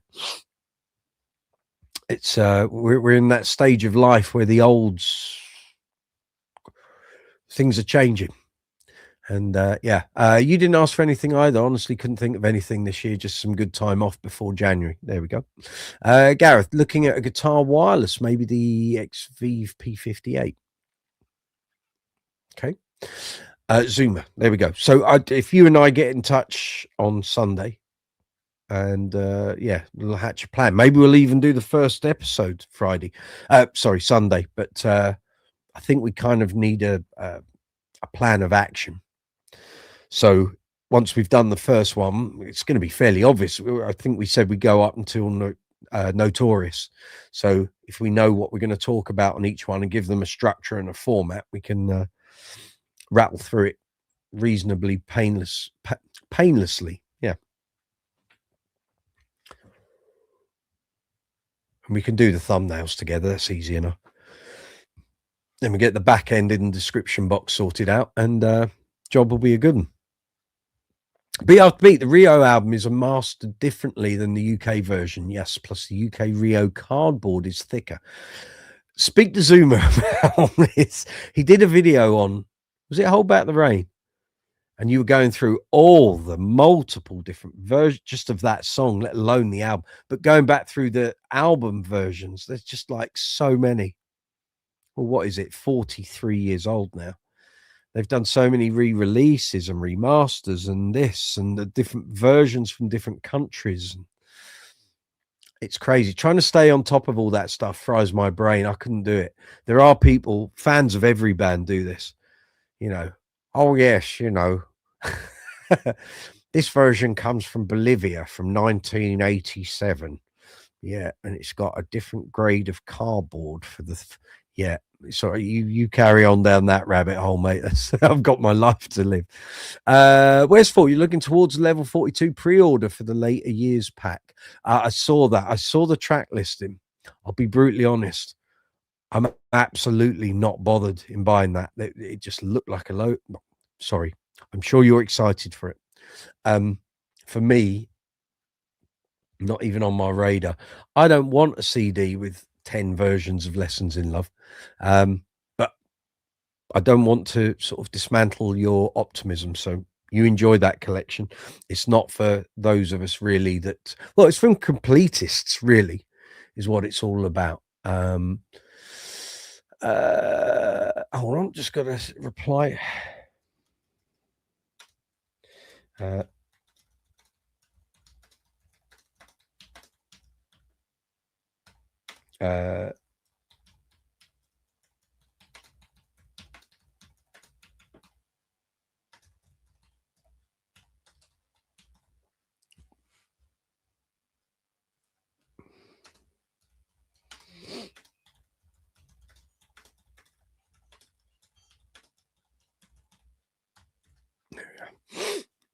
There we go. Yes, back to that. So I've got the other three. I got the first three, but that one just left me a bit. You know, and from 2000 onwards, they've only really done Retrograde and Sirens. We're not talking the band's finest work here. Retrograde, I think I've honestly listened to it about 3 or 4 times. I certainly haven't listened to it since 2006. The only track off there that really kind of excited me was Sleep Talking. And again, I haven't listened to that in a long, long time. Just didn't really do anything for me. Sirens, yes, all right. It's not vintage level 42 for me. Yeah. I'm one of these people. I can be very much a fanboy of a band or an artist, but if something's not good or it doesn't float my boat, I have no problem in saying not for me. I can't say that an artist, everything they produce is exactly amazing. Yeah. So that box set, everyone was waiting to see what's going to be on it, and I saw the track listing, and I'm like, I think you'll probably find that's the least purchased of the four. But there we go. Zuma, yes, just look at Discogs and your head will spin. They're talking about Rio here. Quite. Beat after beat, I have a Rio from Uruguay, Brazil, Paraguay, and Mexico. And what are the differences? If you've got time. Westford, quite right. Richard, benefits of previously having owned a record shop. Exactly. You had a record store for 5 years, had over 40,000 customers from all over the world. Yeah. There's Chris. Good to see you, Chris. Yeah, we're all well, all good. Oh, you had 4,000 customers. Sorry, Beat. And why did you stop that business? What caused you to stop? Westford, is it true it is not their finest work and the master mix on them weren't very great? What of Retroglide? Is that what we're talking about?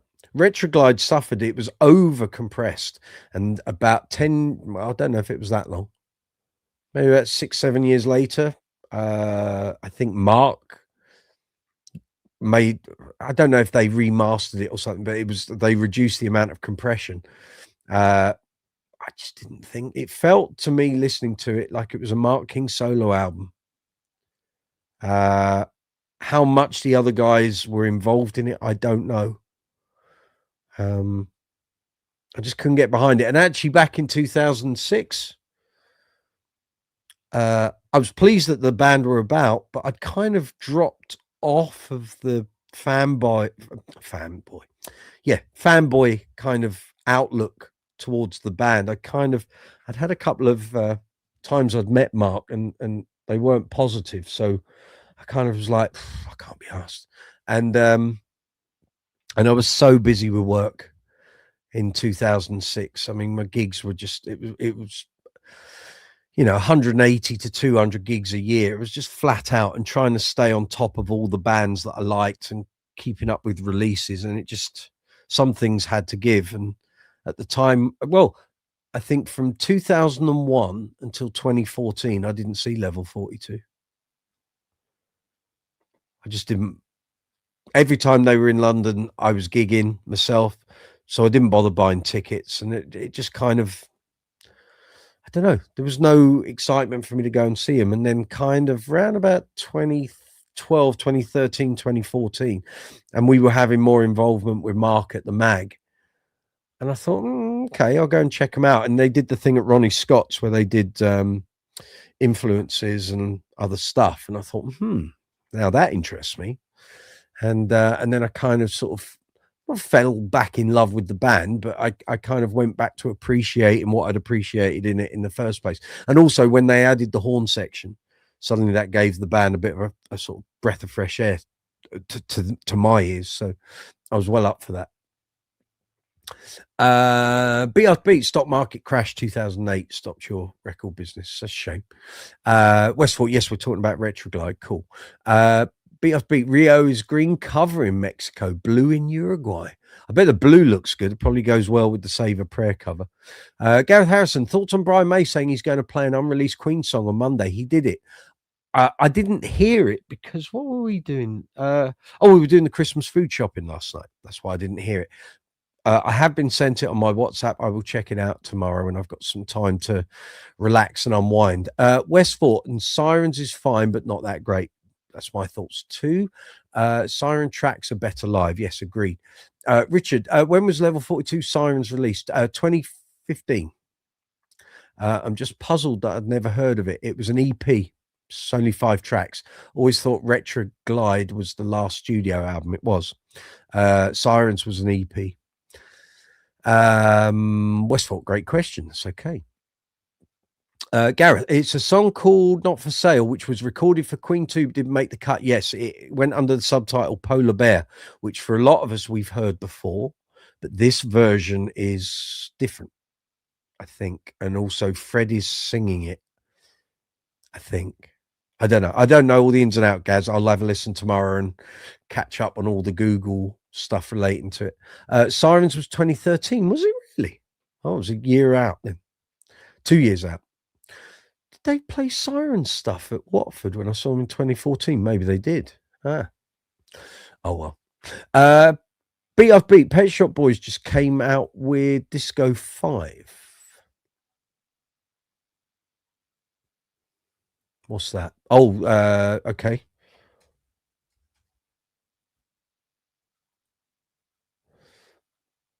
Westfort 15 was the tour, but I think the actual EP was 2013. Okay. I don't think I even bought it. I've got Sirens Live. I don't think I bought Sirens, or maybe I did. It'll be in my level 42 box, wherever that is. It's in. Oh, no, it'd be on in the shelving over there. Beat Off Beat remixes. Okay. My other half's going to see Pet Shop Boys in April. I think they're doing 5 nights at the Electric Ballroom in Camden. So, yeah. Yeah. Beat Off Beat, it started with disco in the mid-80s. I remember that coming out. That was after the first album, I think. Yeah. Crazy. It is 9:45 here in London. This is Live Chat 145 here on Brooks's Space Corner, coming to you all the way from London town here in the UK. Hope you're all safe and well. It's Christmas Eve, 23rd December 2025. 2026 around the corner. Looking forward to some good festivals next year. Got some good gigs in the diary, so very happy. Thank you to all of those of you who got us over the 5,000 subscriber line about 10 days ago. Channel's growing. What can I say? You know, thank you for all the efforts this year, all the shorts watches and the live chats, which we do every week. And it's just been growing. I have to say, back in the spring, I thought, well, we'll just have to see what happens with the channel. And then went on a bit of a remixed shorts splurge from May onwards, and everything sort of started happening, and we hit 1 million views on videos here on the channel. That was in September, and then, like I say, 10 days ago we hit 5,000 subscribers. So thank you very much. Fabulous performance by you people out there. Well done. We've had 232 viewers so far this evening. If you're watching, you may be on the other side of the planet. Thank you very much. Good to see you. Thank you for tuning in. There we go. Andy from Oz, talking about people on the other side of the planet. How you doing? Happy Christmas to you. Hope you're well. You'll be in Christmas Eve already, of course. You'll be going down the beach for Christmas Day. Lucky beggar. Hope you're well.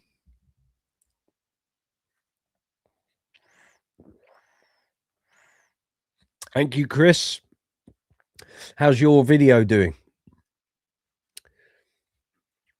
Any news back from YouTube on your shorts?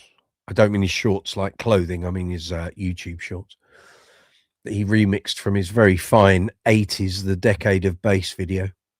For those who haven't seen it, let me just get a quick link and I'll put it in the box.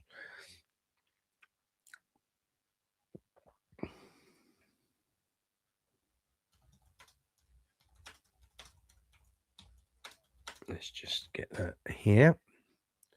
There we go. It's had 7.7 thousand views. Well done, Chris. It's getting 1 view an hour, which isn't, you know, for a smaller channel, that's not too bad.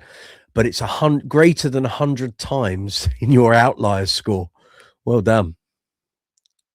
Right, let's get the link for that. So anyone hasn't seen Chris's video, check it out. It's a good watch. I like it. That's all you need to know.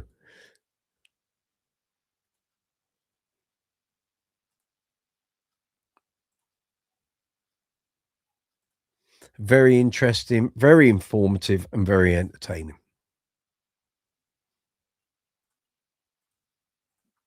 So if you've got half an hour to watch over Christmas, I highly recommend that video. Along with all the Zoomers content. I mean, frankly, you know, if you're a Dran Dram fan, Power Station fan, Arcadia fan, why would you go anywhere else? Frankly.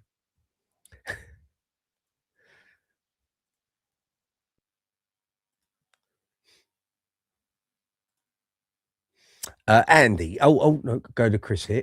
No response from YouTube yet. I'm freaking in limbo regarding adding any remix shorts until I know what I've done wrong. Okay, well, maybe look at one of your other videos and just do like a 10-15 second remix. You know, it's minimal effort. See if that sits, and if it's okay, then I don't know what the problem is at their end.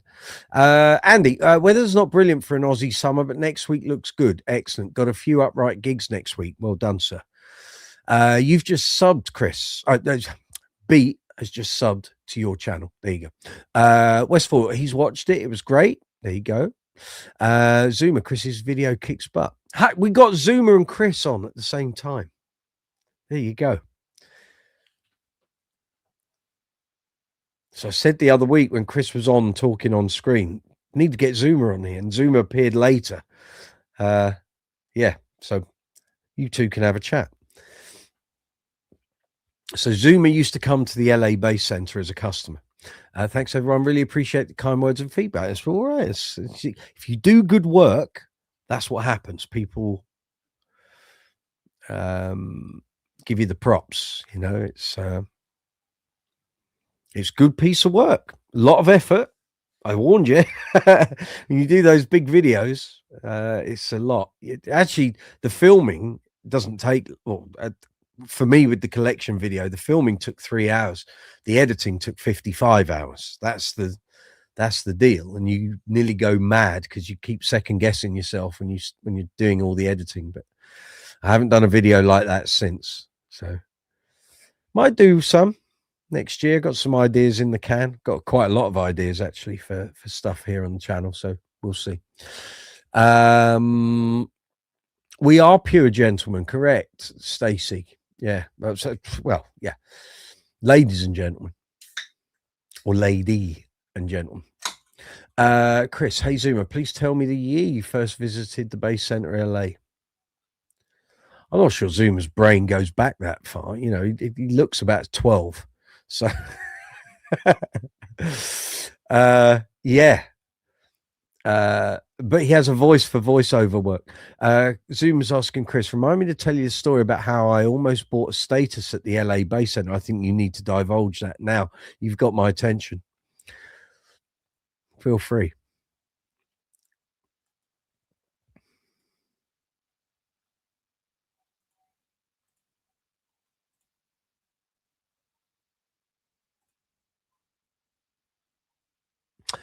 Gareth, an updated bass collection video looking at the ones you've acquired since the last, maybe. Yes, I was tempted. I may be tempted to bolt it onto the existing video. So to go back into that storyboard, leave that video as is, but take all the graphic-y text overlays, take a lot of that out, and add the basses I've bought since 2023 as a chunk at the end. So you'll have the original collection video will still be out there, and this will be updated and improved. But I don't really want to have to film the whole thing again and go through the whole scripting. It's too much. So if I can just add on top, that might be the way I'll do that. Zoomer, wow, probably 1994 was your first visit. Oh, okay. And Divine Woman on this chat. There we go. Yeah, nice recovery. Yeah, put more meat on the bone, Zoomer. Let's hear about this status purchase, please. Spill the beans. What was the model?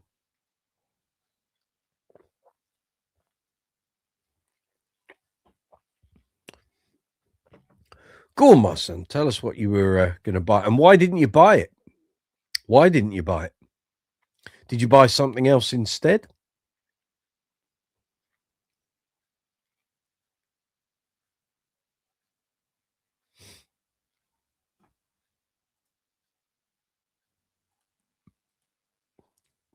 We're all on tenterhooks now. We're waiting for Zoomer's response.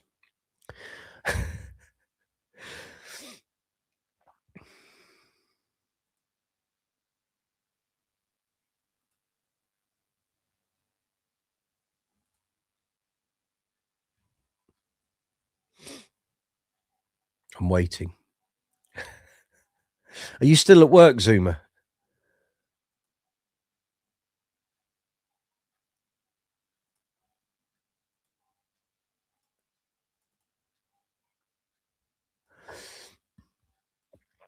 Zoomer, well, the short of it is that we were signed, had some money to play with. However, John Baxter, that's the guy from Reflex, our manager producer, did not approve the status.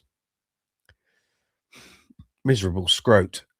Chris, you managed the store from when we first opened in 86 to 93. By 94, I was working for Cayman as the Western US product specialist for Trace Elliott and Hamer. Okay, that makes sense. Yep. Zoomer, the bass player in his band Reflex, had one. And he didn't want us to rehash the 80s.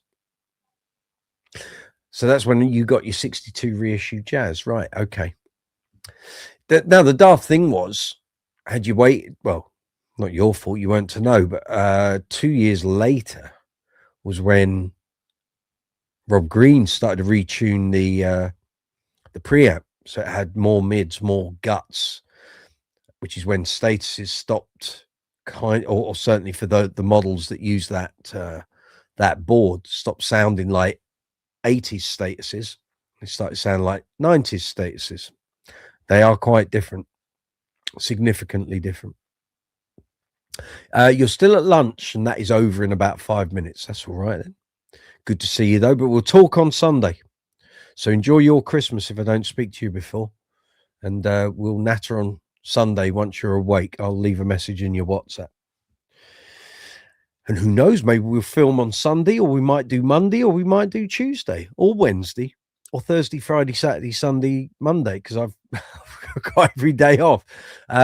You forget about the time difference. I can't be sending messages at midday in the UK because it's 4 a.m. there. I can't wake him up. But it should be good. Look forward to that. I'll start putting some ideas together. Neil Noble, Mike, what is your opinion on Mike Mills's playing? Mike Mills being the bass player from REM. Yeah, he's a cornerstone of their band, I always thought. I don't know if he's underrated, but the REM sound is very dependent on what the bass is doing. He locked in great with their drummer. I remember when we first learned Losing My Religion, I thought, wow, that's an interesting bass line. And what made him come up with that? Yeah, I wouldn't say he's like, look, he's not a bass virtuoso, but that's not what REM are about. They created music that was generational and, yeah, a very rich man, I would imagine. But yeah, I liked his playing. I was never a big REM fan. They always seem very angst-ridden. Anything that's like that, I tend to shy away from. It's not normally my bag, but I could appreciate it. I remember being at university just as Out of Time took off, and it was everywhere. It was that, Nirvana, Red Hot Chili Peppers, and Guns N' Roses. Everywhere you went, those were the albums being played. And in halls of residence, the guy that was across the hallway from me, it was those 4 or 5 albums constantly on rotation. I remember banging on his door saying, can you play something else? I'm really bored of this. It's just all the time. Just play something else.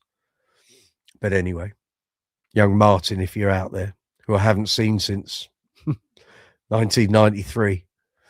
But yeah. What's your opinion of Mike Mills, Neil? What are your thoughts? Zoomer, can't remember what model it was, but it was quite mid-heavy, and that was one of the things Baxter didn't like. But you wish you bought it now. It'd be worth a few bob. Chris, yes, the Status basses still had the 2-band EQ when I was there. The 3-band EQ basses has not been introduced. The 3-band EQs came in late 1991. First introduced on the Series 2s and then into the Empathies. And that board got not reimagined, but it became slightly tuned differently because Rob wanted to appeal to the Britpop and the rock and the alt rock stuff that was taking over, and the 80s bass exotica was being frowned on. So that's when all that started. Merry Christmas. Yes, Merry Christmas, Chris, Zuma, all of you out there. Have a great Christmas. Stacey, I do love me some Orange Crush. That's REM. Neil Noble, you just mentioned Virtuoso. Are there any mainstream bass virtuosos? Mark King, Pino Palladino. I guess Flea. It's mainstream. Stuart Zender when he was at the height of his powers. Mainstream, you see, that changes things. Sting, maybe, although he's not a technical virtuoso, but a musical virtuoso. So then you're putting people like Entwistle in there, McCartney, John Paul Jones. But then the other virtuosos, Stanley Clarke, Jacko, Jameson would be mainstream virtuoso, without a doubt. I wouldn't class John Deacon as a virtuoso, but he's an enormous songwriter and a great supportive bass player. That and a virtuoso are two different things, although there are elements of certain players where you think that guy's a virtuoso, but he's not playing in such a way that is an obvious trait. There's a lot of bass players like that, but there we go. Gareth, I agree. I learned Losing My Religion recently. It certainly has a few moments where it does something unexpected. Thank you. Marcus Miller. I'm not sure Marcus Miller is mainstream, though. If you don't listen to sort of that style of jazz, you wouldn't know who he was. The fact he's been on tons and tons of big records, that kind of would be mainstream. But I can't imagine, like, if I sent my sister to go and buy a Marcus Miller album, she wouldn't have a clue. Where am I looking for that? Who's Marcus Miller? It might as well be Windy Miller off Camberwick Green. She wouldn't have a clue. Chris, my bad. I was still at the Bass Centre when the 3-band statuses were introduced. There you go. Sean, good to see you. Always pee in the oh, here we go. Right, we can bomb you straight out. Bye.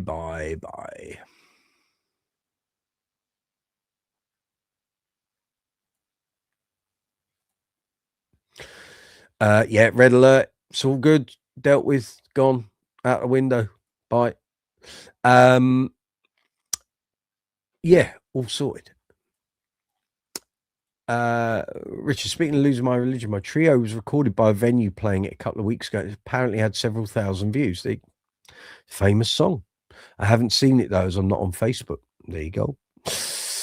Need to be on Facebook then. Hang on though, can't you? You could probably Google it, and it'll bring it up in the video. If you click on videos at the top, it'll be there. You might not need to be on Facebook to watch it that way. Beat after beat. I've not seen anyone put up Do They Know It's Christmas video or Wham! Last Christmas on YouTube this year. They probably know they're going to get taken down. That's why, I would imagine. So yeah, thankfully I've had no copyright claims or well, I've never had a copyright strike.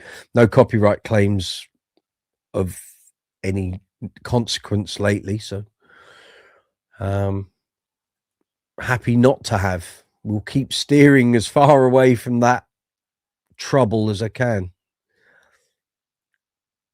Let's see where we are. 270 views so far on tonight's live chat. Thank you very much. If you're watching, please feel free to give the video a thumbs up. It really helps the video, helps the channel, helps me, pushes the video through the algorithm. We had 24 thumbs ups. Thank you in advance.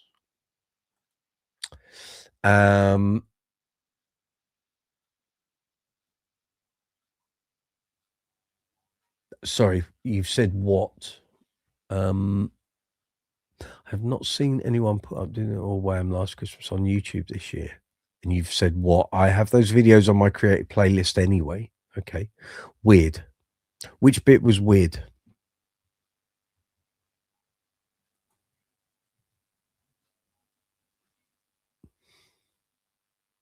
You tell me.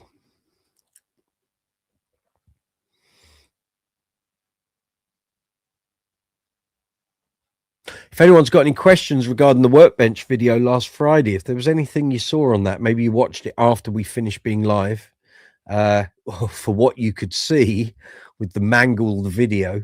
Although, as I said earlier, the BT hub booster arrived today, so that'll be going into the garage very shortly. So the visuals should be a whole lot better from now on. The part where you said they would take them down, they probably would be, because Do They Know It's Christmas is a charity song. So you're probably going to get massive copyright claims and strikes on that. Wham! Last Christmas, again, all these things are copyrighted. So it depends who the licensing and publishing companies are and whether they have teams scouring YouTube and social media for people putting up versions of those songs, in which case they then rip them down and send them a copyright claim. Yeah.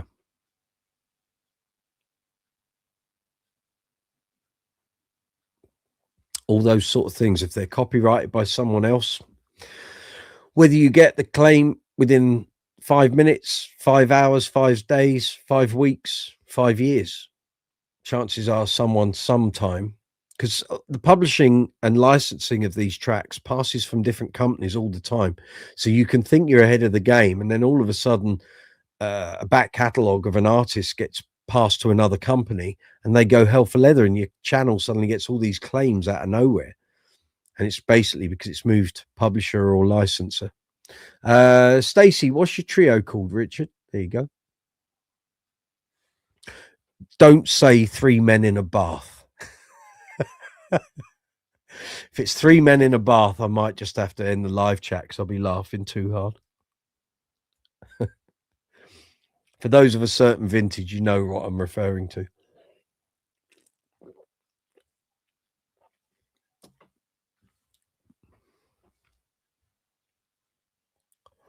The Anthem Brothers.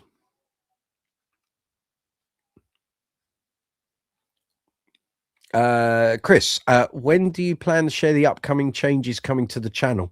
When I've sat down and worked it all out, Chris. I need some time off between Christmas and New Year. I've got to look at all the analytics, got to decide what I want to do. And some things I can do relatively easily. Some things will take a little time. Some will take some money. So I've got to work out what I want to do and how I want to do it. If I can't do some of the things I want, then they'll just have to go on the plan board, the white board next door, and I'll just work my way towards them when I can do them. But yeah, we'll see. Got to change some things up. Like with the live chats, we were doing the video window thing for 18 months.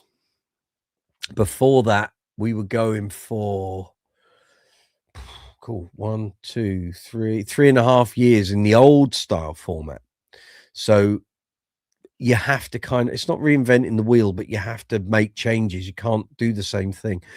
The problem I have is that I'm a one-man band, as you are, Chris. So a lot of this stuff takes a lot more thought, and it's more hands-on, where opposed to if I had a team of 8 people, I'd just turn up, write my scripts, do the thing, say, you're filming it, you're doing the sound, you do the graphics, you do the scripting, blah, blah, blah, blah, blah, and away we go. So yeah, but I need to go into all the analytics and look at stuff, see what sort of content is working, what isn't working.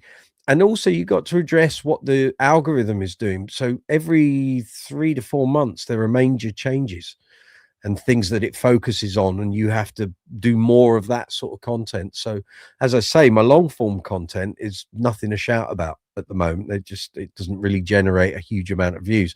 The live chats do okay, but the shorts are absolutely knocking the ball out the park. So it's like, well, do I concentrate on shorts or do I do more long form stuff? And now I've got the time to put into it, make it as good as I possibly can, but you know, your video's flying 7.7 thousand after a few weeks. But it's so disparaging when you put a new long form video up and it just does nothing. And you think, well, I've done all the best practice. I've done all the things I had to do. I've used vidIQ to check out the keywords and the tags aren't important.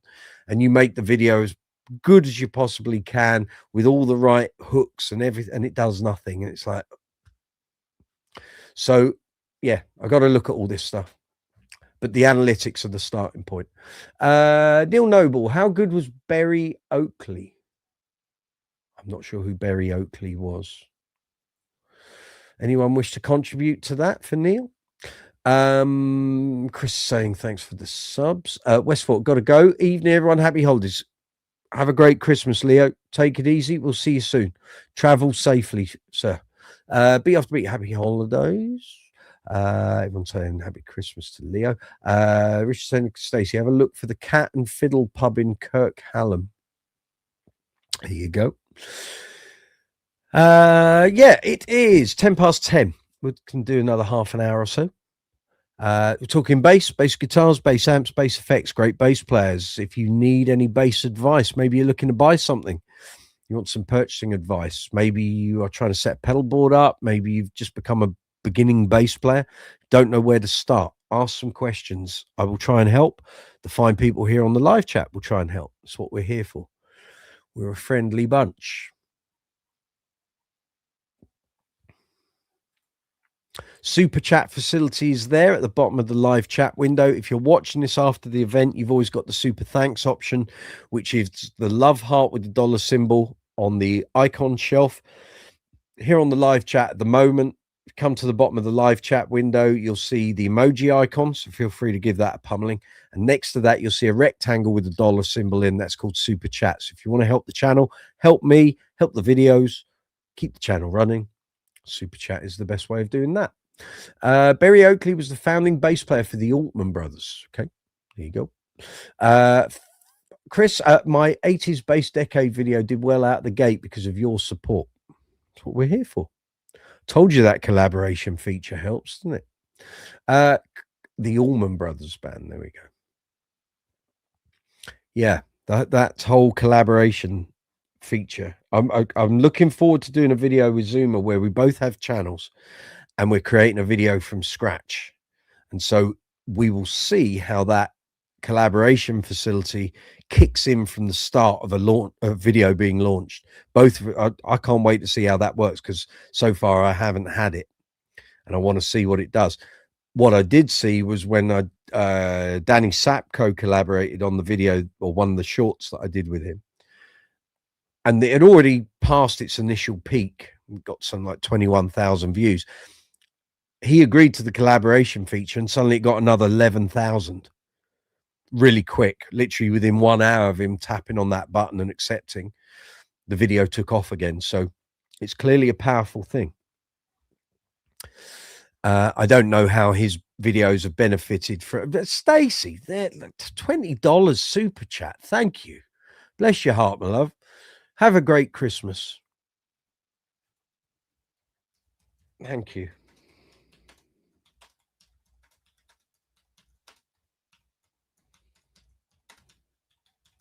Lovely. Cheers. Thank you for that. Yeah, I want to see how that feature supports a brand new video straight out the gate. There we go. There we go. All good. All good. You've changed your picture, Stacey. You've changed your profile picture on here. Here's to the last schedule. Brooks. No. Au contraire. Au contraire. We've got another live chat booked in for next Tuesday. That's been there since middle of September.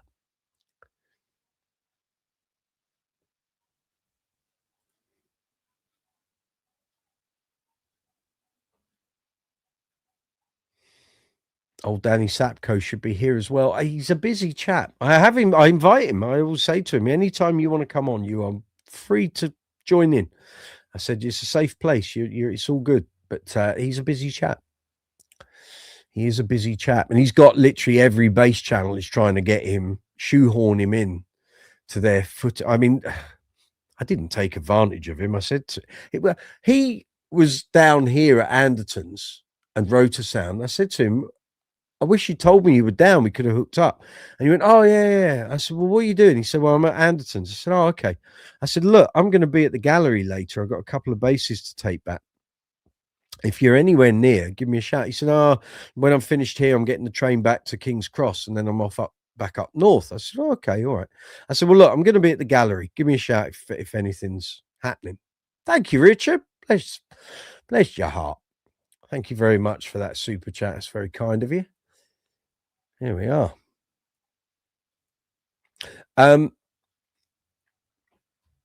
Yeah, and so I was on the tube going back, going into Camden to the gallery, and I get a message. He said, where are you? I said, I'm on the tube. I'm going to the gallery. You know that. He said, oh, well, I'm coming back and I'm going to be in King's Cross about 20 to 5. I said, well, I'll be getting the gallery about 4:45. I said, if you're at the King's Cross, what time's your train going back? 8 o'clock. I said, well, why don't you just come up to the gallery? It's like a 10, 15-minute walk. He said, oh, all right then. And that was it. And I didn't know if he would turn up or not, but he did. And he came in, we met and had a chat, and he was having a noodle around the shop and he'd never been there. And there was a kid there playing and then couldn't believe that Danny Sapko had walked through the door. The kid's face was great. He was like, Danny Sapko. Yeah, it is Danny Sapko. And I said, you got a problem with me filming anything if you're playing? He went, no. He said, do what you like. I said, cool. And that was it. And I just, we were bantering, we were having jokes at each other's expense. And it was all good. And that was that. And so I said, look, I'm going to make a couple of shorts out of this. Are you okay with that? He said, yes, just do what you want. So I did. Put those shorts up, and one of them just flew straight out the traps. 21,000 views. I was like, great, thank you. That's good. I did say to him, I said, next time you're down, let me know and I'll come and share the take-ins. He said, what are we getting? I said, probably a Mars bar and a packet of crisps between us, because it's made about £2.50 so far. So there we go. Yes, Stacey, before Christmas. Yes. Celebrate good times indeed. Thank you. Danny has done very well, although what people aren't aware of is that he was plugging away at the YouTube furrow for a good 8 years, really, before anything really started to happen for him. He won Bassist of the Year at the MAG, I think 2019, I think. Joel was part of that. I had nothing to do with it. But it wasn't till he changed his YouTube persona and sort of the vibe of his videos that things started to take off. And once you find a winning formula and people keep coming back, you just do more of the same. So that's kind of what he's known for now, is the videos that he does. But that people see that and think, oh, he's an aggressive, pompous little. He's not. He's lovely. He's actually really nice. You just sit there. I'd happily go and sit and spend an afternoon in a pub with him. We'd talk the hind legs off a donkey, easy. But he's great. Not the guy you see on the screen. And when you see interviews with him, he's like a bit more sort of subdued, and as he is, just talking. General guy. He's an ordinary guy. Just suddenly got 500,000 subscribers on his YouTube channel and global fame. But it hasn't changed him.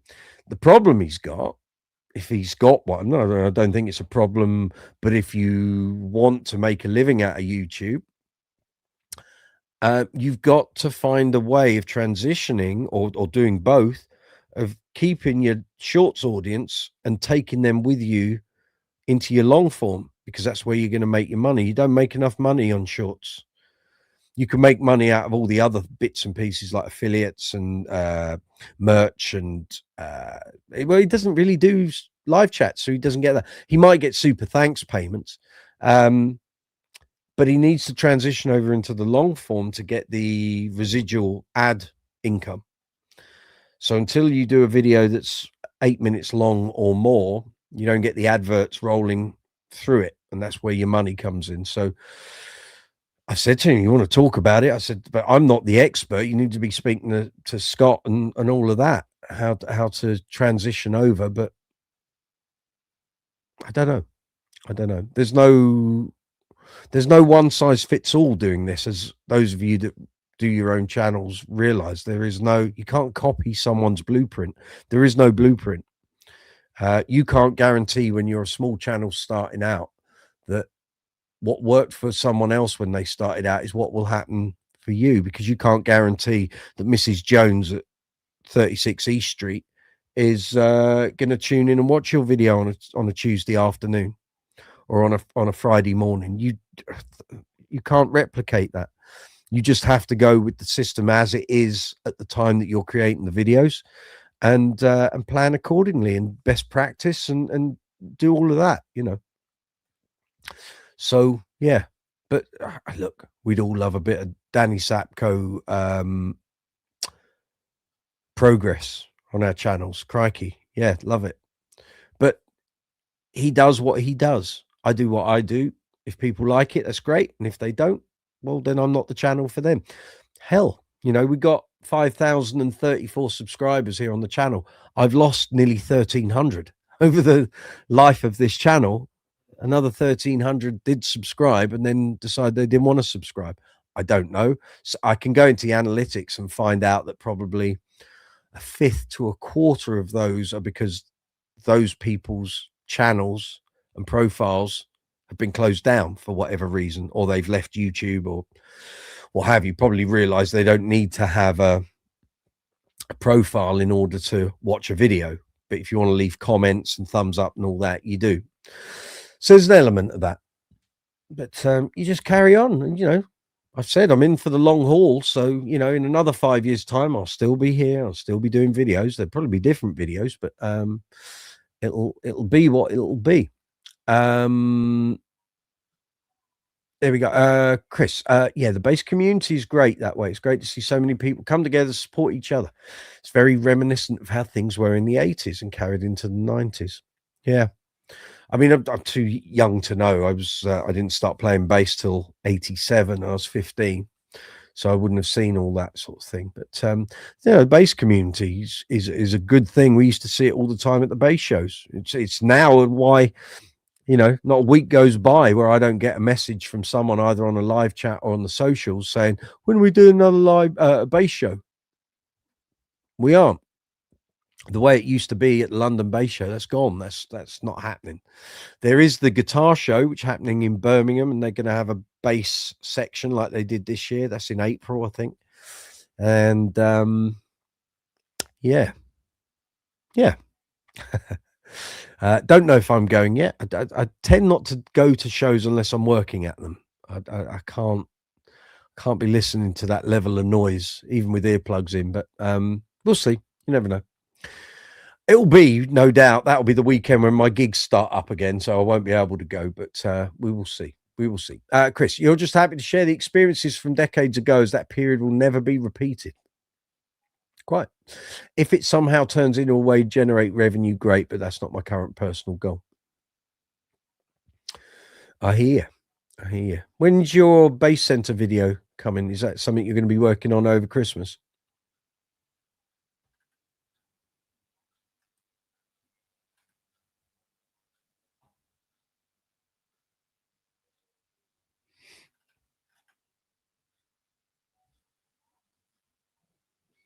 What you thinking? What's next on Chris's channel? What's in the melting pot?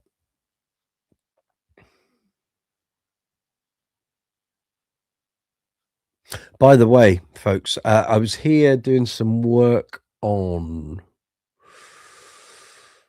might have been Thursday last week. And you know how I've said when the temperature changes at this time of year, I start to get, it sounds like someone's playing a harp in here. Ping, ping, ping, ping. That happened last Thursday. I think 5 basses all went off within about 3 minutes of each other. I don't know what suddenly happened. Maybe there's an air pressure drop or something. But quite a few of the basses went ping, ping, ping, ping, ping. It does happen. It does. What's this? That will begin in early 2026. Very good. Look forward to seeing that. My Bass Center video is still getting views. Not high numbers, but it ticks over.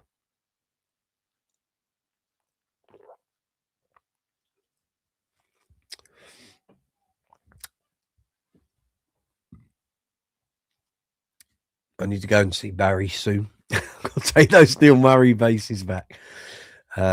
They might be the next review videos on the channel. There's going to be a bunch of bass demos first, which are all these basses you've been seeing on the workbench videos over the past couple of months. Those are getting demos, and some of them are getting reviews as well, but the demos are quick. I can produce, I can film probably about 10 demos in a day. I can certainly edit 2 in a day. So those will be the first things off the production line. Chris, next video will be the Rickenbacker 4005V Unicorns video. Good. Showing the one-offs which have been produced over the first 2 years. Nice. Look forward to it.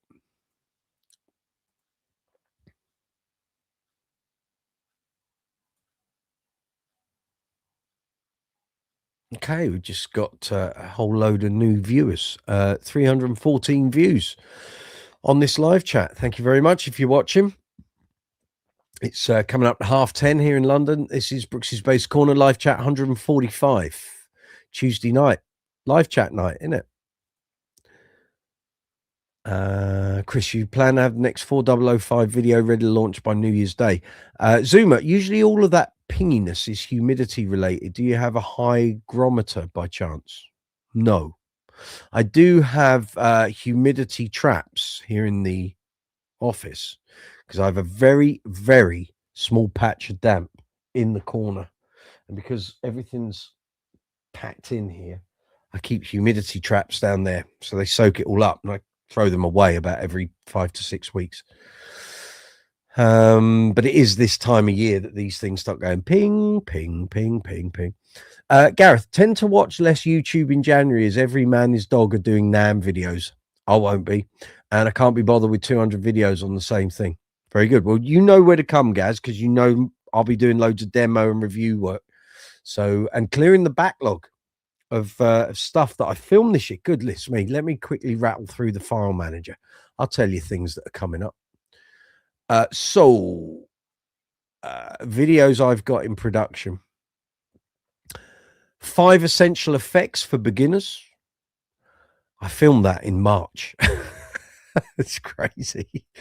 I've got a 30th anniversary video, which I did with one of my oldest friends, going back to my university and going around Kingston. And that was in the week. We filmed it in the week that I graduated 30 years ago.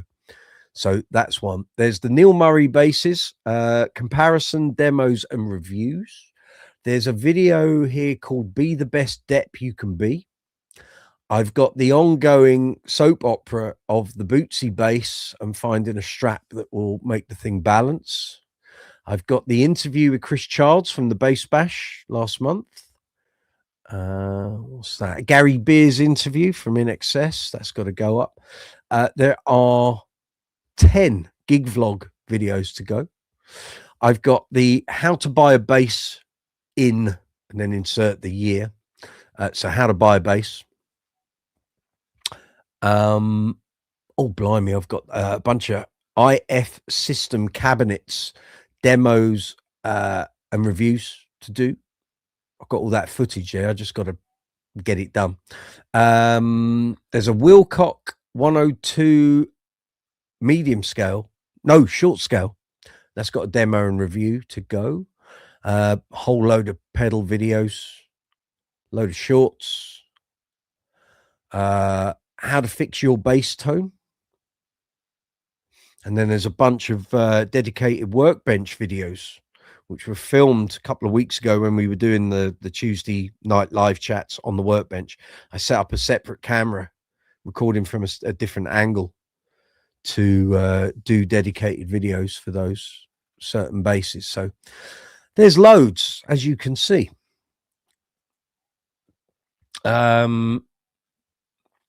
Chris, is ping the sound of strings breaking? No. What's happening is the tension in the strings is changing as the necks are moving and the timbre is moving. You're not familiar with it as you're in Southern California. So it happens here twice a year. So we normally get it as we go into winter or late autumn if it's really cold. And then it happens again in late spring as we're going towards summer. So there's 2 definite sort of points where the strings start doing all of that. It's all right. It's not disconcerting. They've done it. Well, the whole time I've been in this house, and none of my bass necks are problematic as far as I'm aware. Nothing that a quarter turn or a half turn of a truss rod never sorts. So it's all fine. It's all good. It's 10:30. Good Lord, we've done 2.5 hours.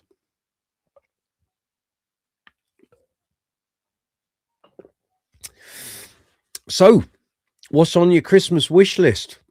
What's coming your way? Or what isn't coming your way if you've asked for something extremely expensive?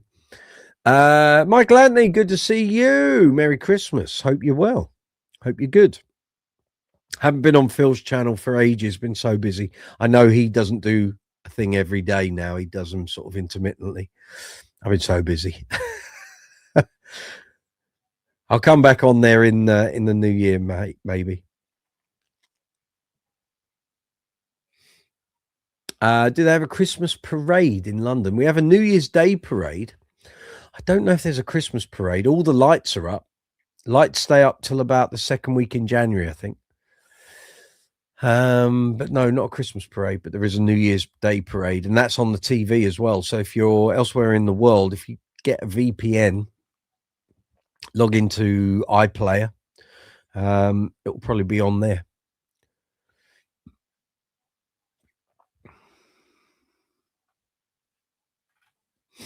Rock fan, good to see you. Merry Christmas, Happy New Year, Brooksy. Thank you very much. Thank you for all the teaching videos. Teaching videos? Workbench videos? I don't think I do much teaching, do I? I just show you what I'm doing and try and explain it in as simple a way as possible. Richard saying hello to everyone. Michael Anthony, yes, Phil plays bass a bit tricky to catch, but worth it. Very good. Very good. Hope he's well. Send him my best if he's doing one tomorrow or over the next few days. I just haven't had time to catch up on it. It's been mental for the past couple of months. Gareth, what cables do I use? I've been using Ernie Ball cables, but had some issues recently, so in the market for new ones. I've used Whirlwinds for 30 years next year. So my main gigging cables, anything above 3 feet long and more, are Whirlwinds. I've got about 12 of them. And I've only now discovered one is starting to give me some problems, which I think is in the jack section. And I discovered it on an ABBA show a couple of weeks ago at Soundcheck. My sound kept cutting out. I was like, what's going on here? Because I'd only just changed the batteries on the bass. And I took the cable out, put it into a pedal, and I was moving it backwards and forwards, and it was cutting in and out again. I was like, this is the cable. So that's one that dates back to 2000, wasn't 1996. It was one of the first ones I bought, and I bought them both from Flying Pig Music in West Ealing, Hamwell. And on that day, I was going to Sheffield University with the Sugar Plums, my glam rock tribute band. So they've done all of that. 30 years. Would have been 30 years next September. I'm going to try and find someone who fixes cables and see if they can just cut away the bad bit and put a new jack on and resurrect the cable if possible. I don't really have experience of Ernie Ball long cables. Got short ones are the patch leads for my pedal board when I get around to doing that. That's a video in the first couple of weeks of January. If you've got some issues with those, I have got 1 or 2 Ernie Ball long cables in the garage, which are basically brand new, which I was going to use once I started using that pedal board. Are you telling me they're not reliable? Because if they're not, I won't be using them on gigs. Beat after beat, you love the workbench videos. Well, thank you. Do some more of those now that I've got the broadband booster for the garage.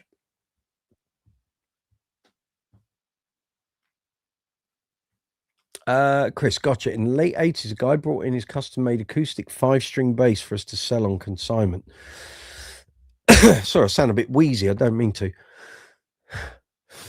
No, right. At one point, we began hearing the horrible, sharp sound of wood splitting.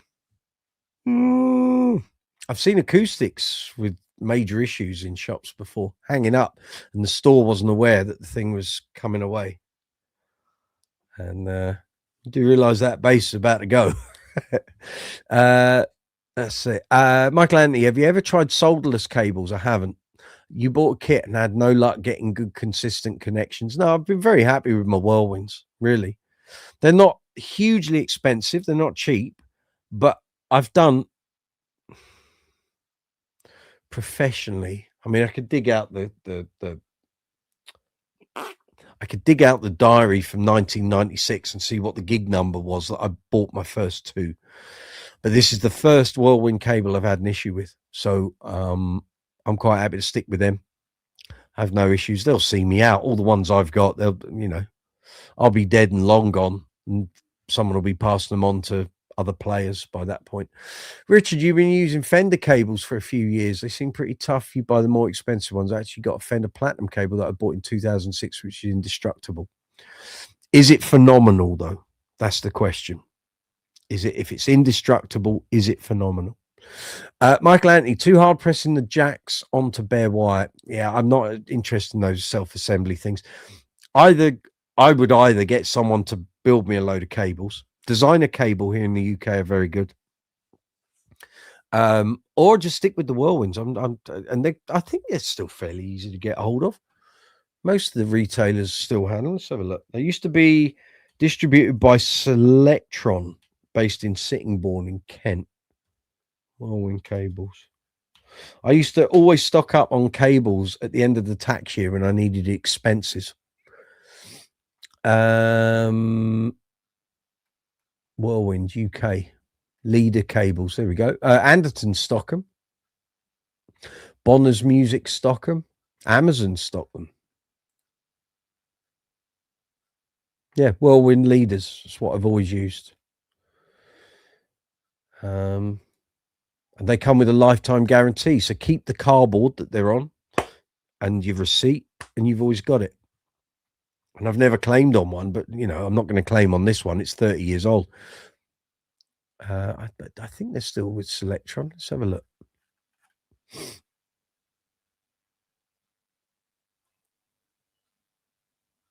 Yep. Care of Selectron UK, Sittingbourne. Here we go. Folks at Selectron, if you're watching, I love Whirlwind cables. If you want to send me some, feel free. Gareth, you bought two Ernie Ball cables 18 months ago. Both have issues near the jack. It's probably fixable. They do supposed to have a lifetime warranty. So going to contact them to get replacements. It will probably be Strings and Things down in Shoreham who will deal with that. They're very good blokes, so I'm sure you won't have any grief with that. Okay.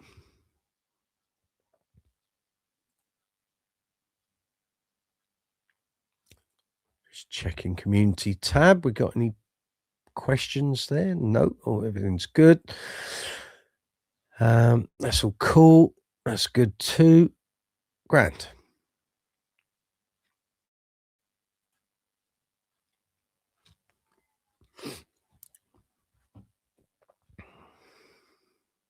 Anyone else got suggestions for cables?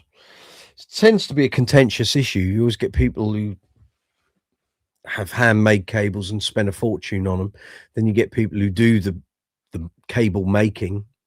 They'll build cables for free, and then invariably some people find something that works for them and sticks with that. Clots used to be the thing.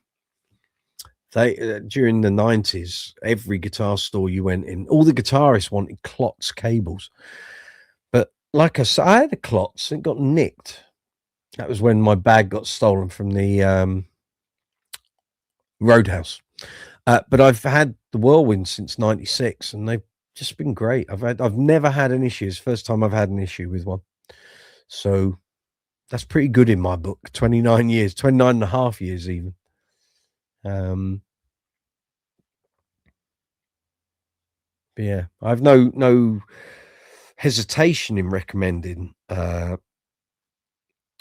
Whirlwind cables. So yeah, buy and enjoy. They've changed the way there's something about the coating on them that's different now. They used to wind differently when you wound them up. It felt like it was a harder sleeve on the cable, I think they might have a slightly softer rubber on there now, but yeah, I've no issues with them at all. So check them out.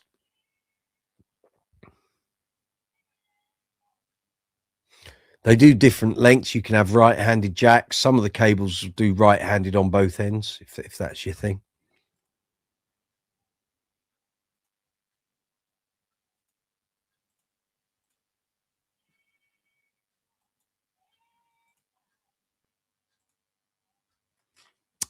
Okie dokes, 20 to 11. The witching hour approaches.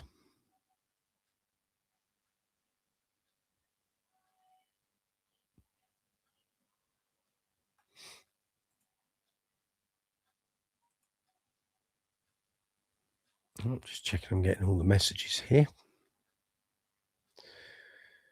Yeah, on the poll, people giving the live chat a thumbs up. 81%, 19% don't, but they still vote. Just give the video a thumbs up, would you? It doesn't cost you anything. It's just a tap with your mouse, tap on your phone screen or your tablet. It's not a big job, but it helps the videos immeasurably like you can't believe. Chris, which bass is currently moving the needle? Ooh.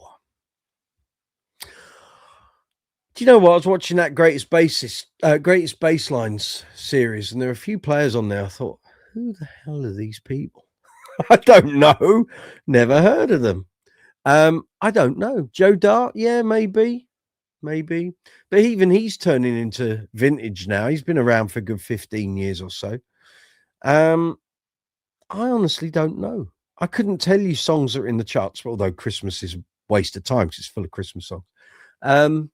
I don't know. The fact that not long before the old magazine stopped, we did the hot bass players that everyone should be listening to, and 4 of them were YouTubers.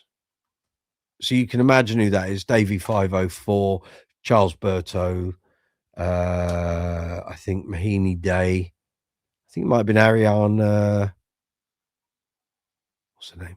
Ariana. Can't remember. Is it Ariana Tap? I don't know. Anyway, they were generally YouTubers, and it was like, right, that's the way it's going, is it? But I don't know. Any other suggestions? See, Blue the Tiger. I've watched some of her videos, and it's like, and I don't get it. I don't see what the big fuss is. The problem is you've got no new up and coming bass players who are playing with huge artists or huge bands.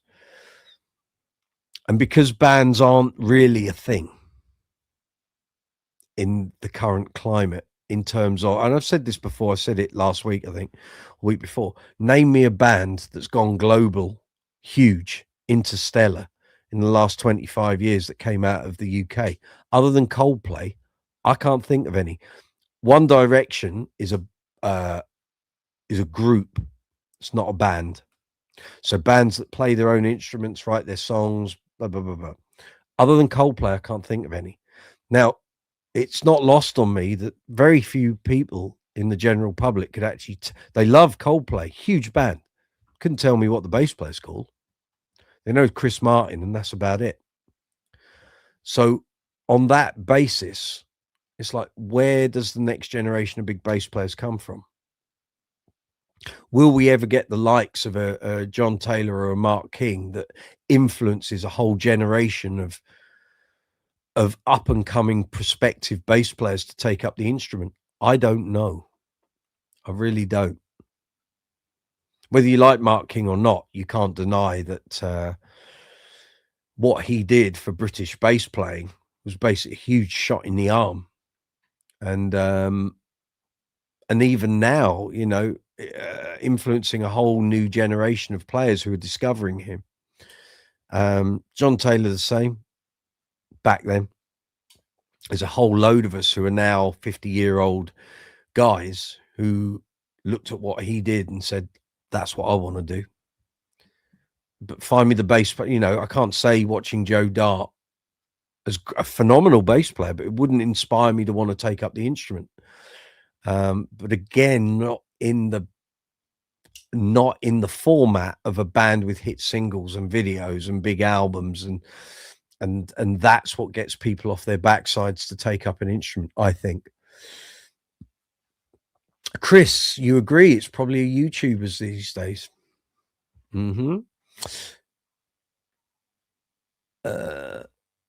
Beat saying no way, Mike, it's over. What? Put the meat on the bones. That's not enough. You got no content there. I don't know what you mean. I don't know what you're referring to. Chris, good point. That's freaking sad. It is. The thing is, playing on YouTube in your bedroom is a totally different thing to playing in a live setting. And it's a totally different thing. Correct. Richard, I also follow Vincent Garcia, who backed Cory Wong. Cory Wrong. That's a video. I'm taking the piss from the summer. Got a very good solo album. Gareth, there's an old saying that you couldn't be considered a fan of a band until you could name the bassist. Unfortunately, I don't think that's a thing anymore. No. Chris agreed. There is no shortage of bassists who moves the needle back then. Yeah. Stuart Zender, you know, mobilized a generation of bass players, and actually still did up until about 10 years ago. And occasionally now you still get, I mean, watching Jamiroquai gig the other week at the O2, there were loads of young kids there, younger kids, you know, kids in their teens who've clearly found that material and suddenly gone, whoa, you know, whether they're bass players or not. And it's ticking a box for them. But there we go. Be upbeat for the best new bass players coming up. Yeah, that's what happened. Now AI generated bass players coming soon. Very scary. I'll be out of the game by the time that's fully fledged, I would imagine. Probably still be doing a YouTube channel on bass, though. I would think. Any more for any more?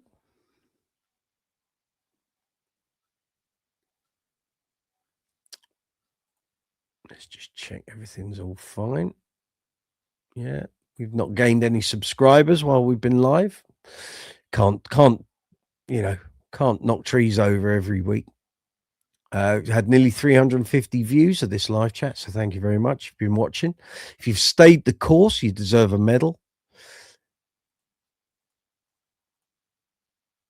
Live stream health is excellent. Good. Chris, I hope it's not over. Just waiting for someone to figure things out and move things forward.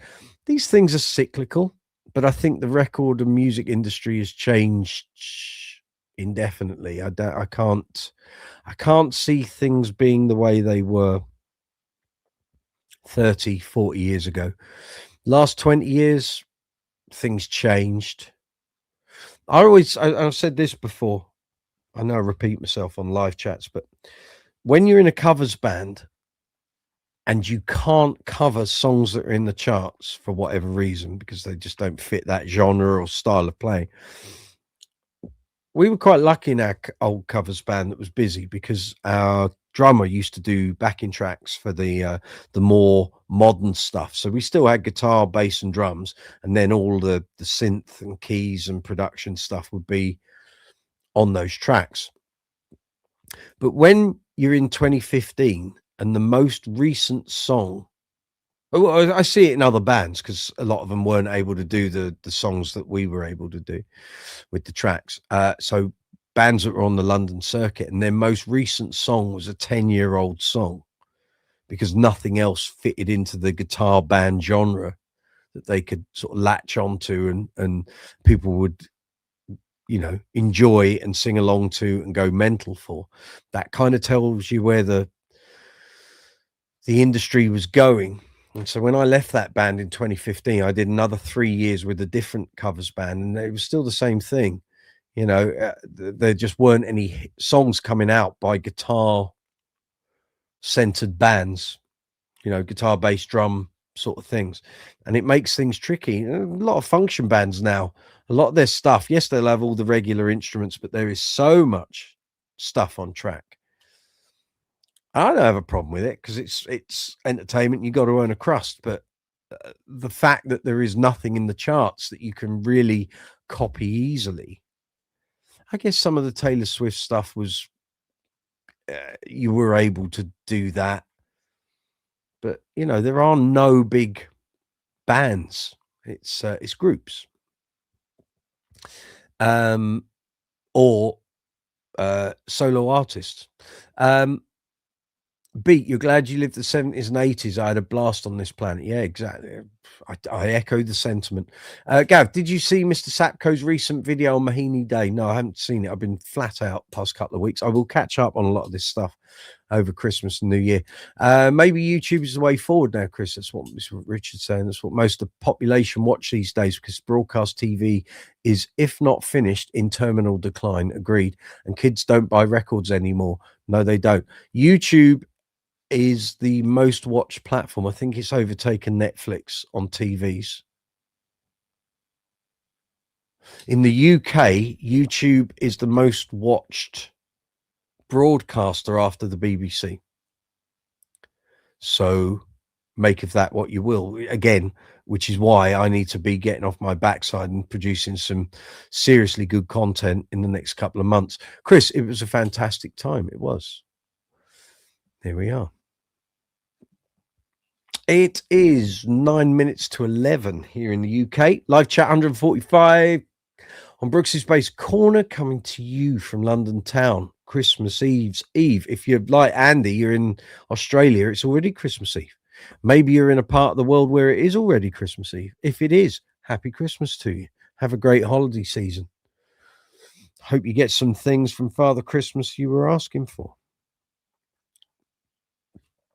We'll do another couple of minutes. We'll go up to 11, then I'll call it a night.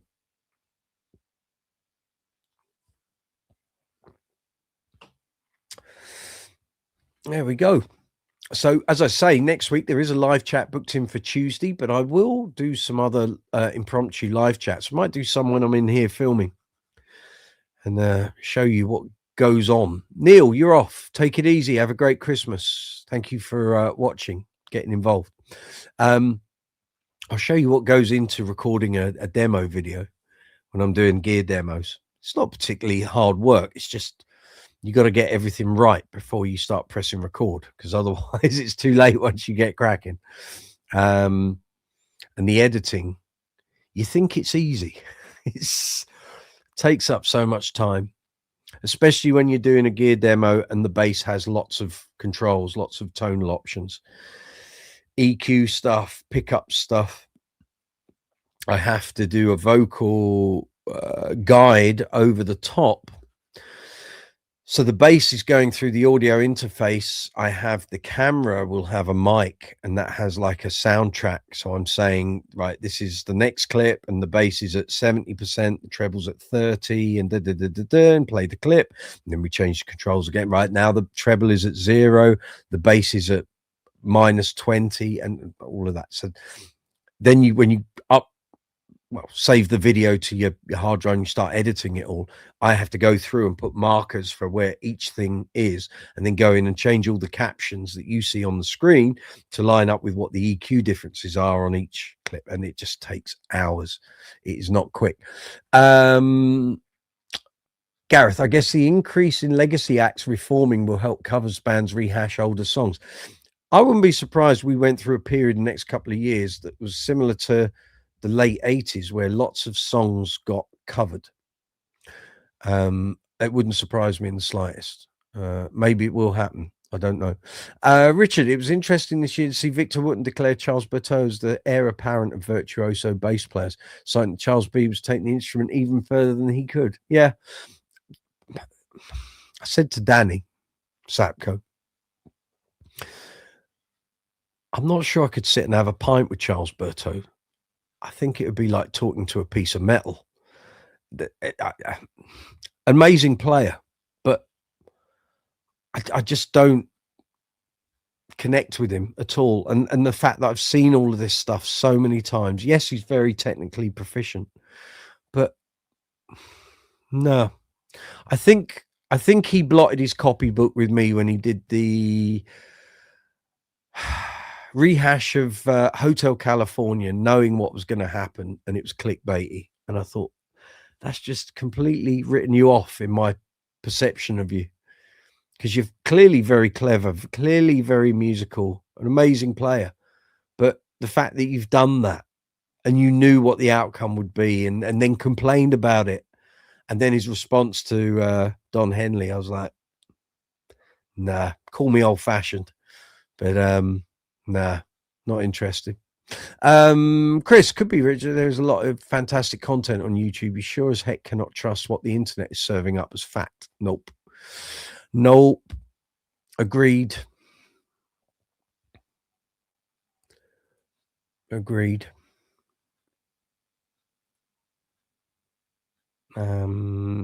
Yeah. Okay.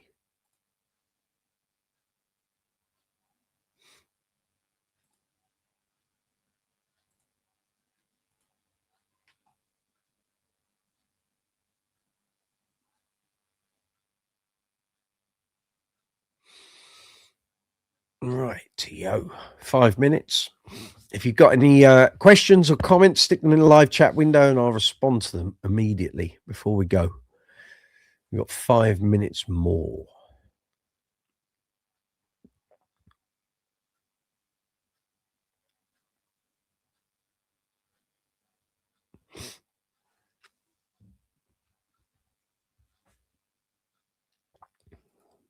So if you've got any question about anything we've been talking about, anything you've seen on the channel, you want to ask something, some of you may be going out to buy presents tomorrow. Good luck with that. It's been nice knowing you. Yeah. Maybe some of you are going out to buy bass bits for other people. Who knows? Gareth, have you had any light bulb moments that just improved your playing?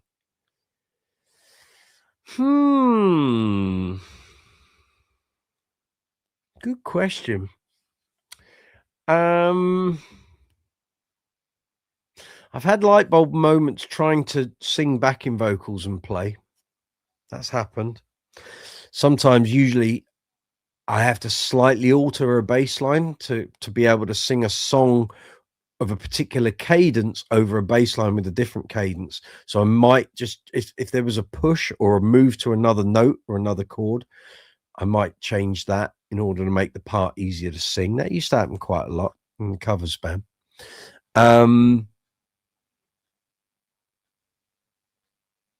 Knowing when to pan across different pickups for certain songs to get certain sounds. Sometimes getting that back pickup burp is just what you need to cut through in a band mix or to be heard, as opposed to panning more towards the neck pickup and it's too, not mushy, but there's no definition on the note. That's the thing. Was for me anyway. Zuma, you have an off-topic question. What is one of your favorite brews? Oh, I love Brooklyn Lager. I have a soft spot for that. Brooklyn Lager. Got a taste for it when I was in New York 11 years ago. And I remember coming home from that trip, because everywhere we went, typical America, every meal, you'd get pickles on the side. And it was like, that was a novelty.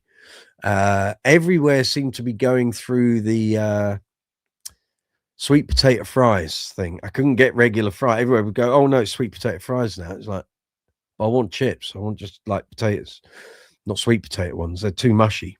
I want crispy chips. So that's what happened with the Brooklyn Lager. And I came home. I remember that Christmas. I went to the not the off license. We have a chain of alcohol. It's like I think it's called. I can't remember the name off the top of my head. It's like a warehouse for alcohol. And I said, can I get a case of this? They said, we haven't got it here, but we'll order it in for you. I said, good, I'll have 2 cases of that. I ordered 2 cases. It lasted me about a month. It was fabulous. And then the Weatherspoons in London started having it on draft. And that was nice. Yeah, had a few of those. So, yeah, Brooklyn Lager for me. What's yours, Zuma? What's yours? Chris, all for you, all for me, everyone. Merry Christmas. Thanks for the forum. Chris, see you in the new year. Take it easy. Stacey, hey Richard, several uploads for the Anthem brothers from different folks. Stay busy. There we go. Gareth, for me, a few years back, you were learning Flowers. It's a good baseline, that, by Miley Cyrus, and realized it's mainly minor triads with different fingerings open up your playing. There you go. Sometimes songs can do that. Yeah, I've had a few things like that. Richard, thanks, Stacey. Yes, we're quite a little band. The guitarist, singer, and I have played together for 35 years. There you go. Beat after beat, breweries. I don't know what those are. Obviously, it's a drink. It's a drink, but I don't know what it is. Is that the brewer? Are called breweries, maybe? I don't know. Okay, folks, it's just hit 11 o'clock. I am going to blast. I want to wish you all a very Merry Christmas. Thank you for all your support this year. It's been so appreciated. The channel's gone from strength to strength. If I'd looked at it a year ago and thought we'd be where we are now, I wouldn't have believed it. So it's down to you folks. I just produce the content. You guys watch it, react to it, comment on it, share it, all of that stuff. So thank you so much. It means a lot. I'm going nowhere. I'm doing this till I'm 75 plus. So keep watching. I will try my best in the new year I want to get into a regular production schedule that doesn't deviate. And that's the problem, is as a one-man band, trying to get that to fit around life has been really tricky. So I'm going to sit and try and work out what is actually really feasible going forward. So keep watching the channel. In the new year, hopefully, there'll be content every couple of days, especially in the long form side of things. Yeah, so that's it. So guys and girls, have a fabulous Christmas. Thank you for all the messages. I'm just going to quickly look through these. Yeah, line a bit. Yeah. Like, wish everyone most basic Christmas. Quite right. Look forward to seeing you all next week. Cheers, B. Good. Zuma sounds delicious. Hard to choose. I have favorites in categories. My favorite Hef, for example, is from Hofbräu. We'll continue this discussion on our call on Sunday. On that note, guys and girls, if you're watching this after the event, leave comments in the comment section. Please give the video a thumbs up. It means everything. We'll be back next Tuesday, but have a fabulous Christmas. Enjoy Christmas Eve, Christmas Day, Boxing Day if you're celebrating. If you're a religion and you don't, just have a nice holiday. I will probably catch you online. Maybe a Boxing Day night thing, maybe. Saturday, I'm seeing the folks. Then Sunday, yeah, getting things done, getting videos done. You're craving a skull splitter. I think you need to go and see the doctor, young man. Yeah, have a great Christmas holiday.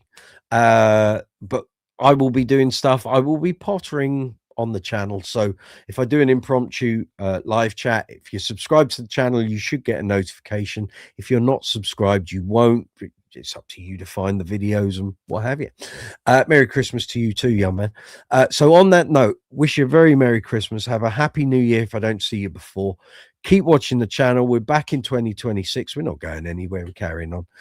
I've still got that big surprise to tell you about, but I can't tell you yet. That you're going to have to wait for that, but it will be very worthwhile to those of you who are bass players and of a bass playing persuasion. On that note, enjoy your Christmas. Take it easy. If you're out driving or traveling, be careful. There are idiots out there, people drunk, all of that. We want you back here safe and sound. So on that note, have a great Christmas. Have a great new year.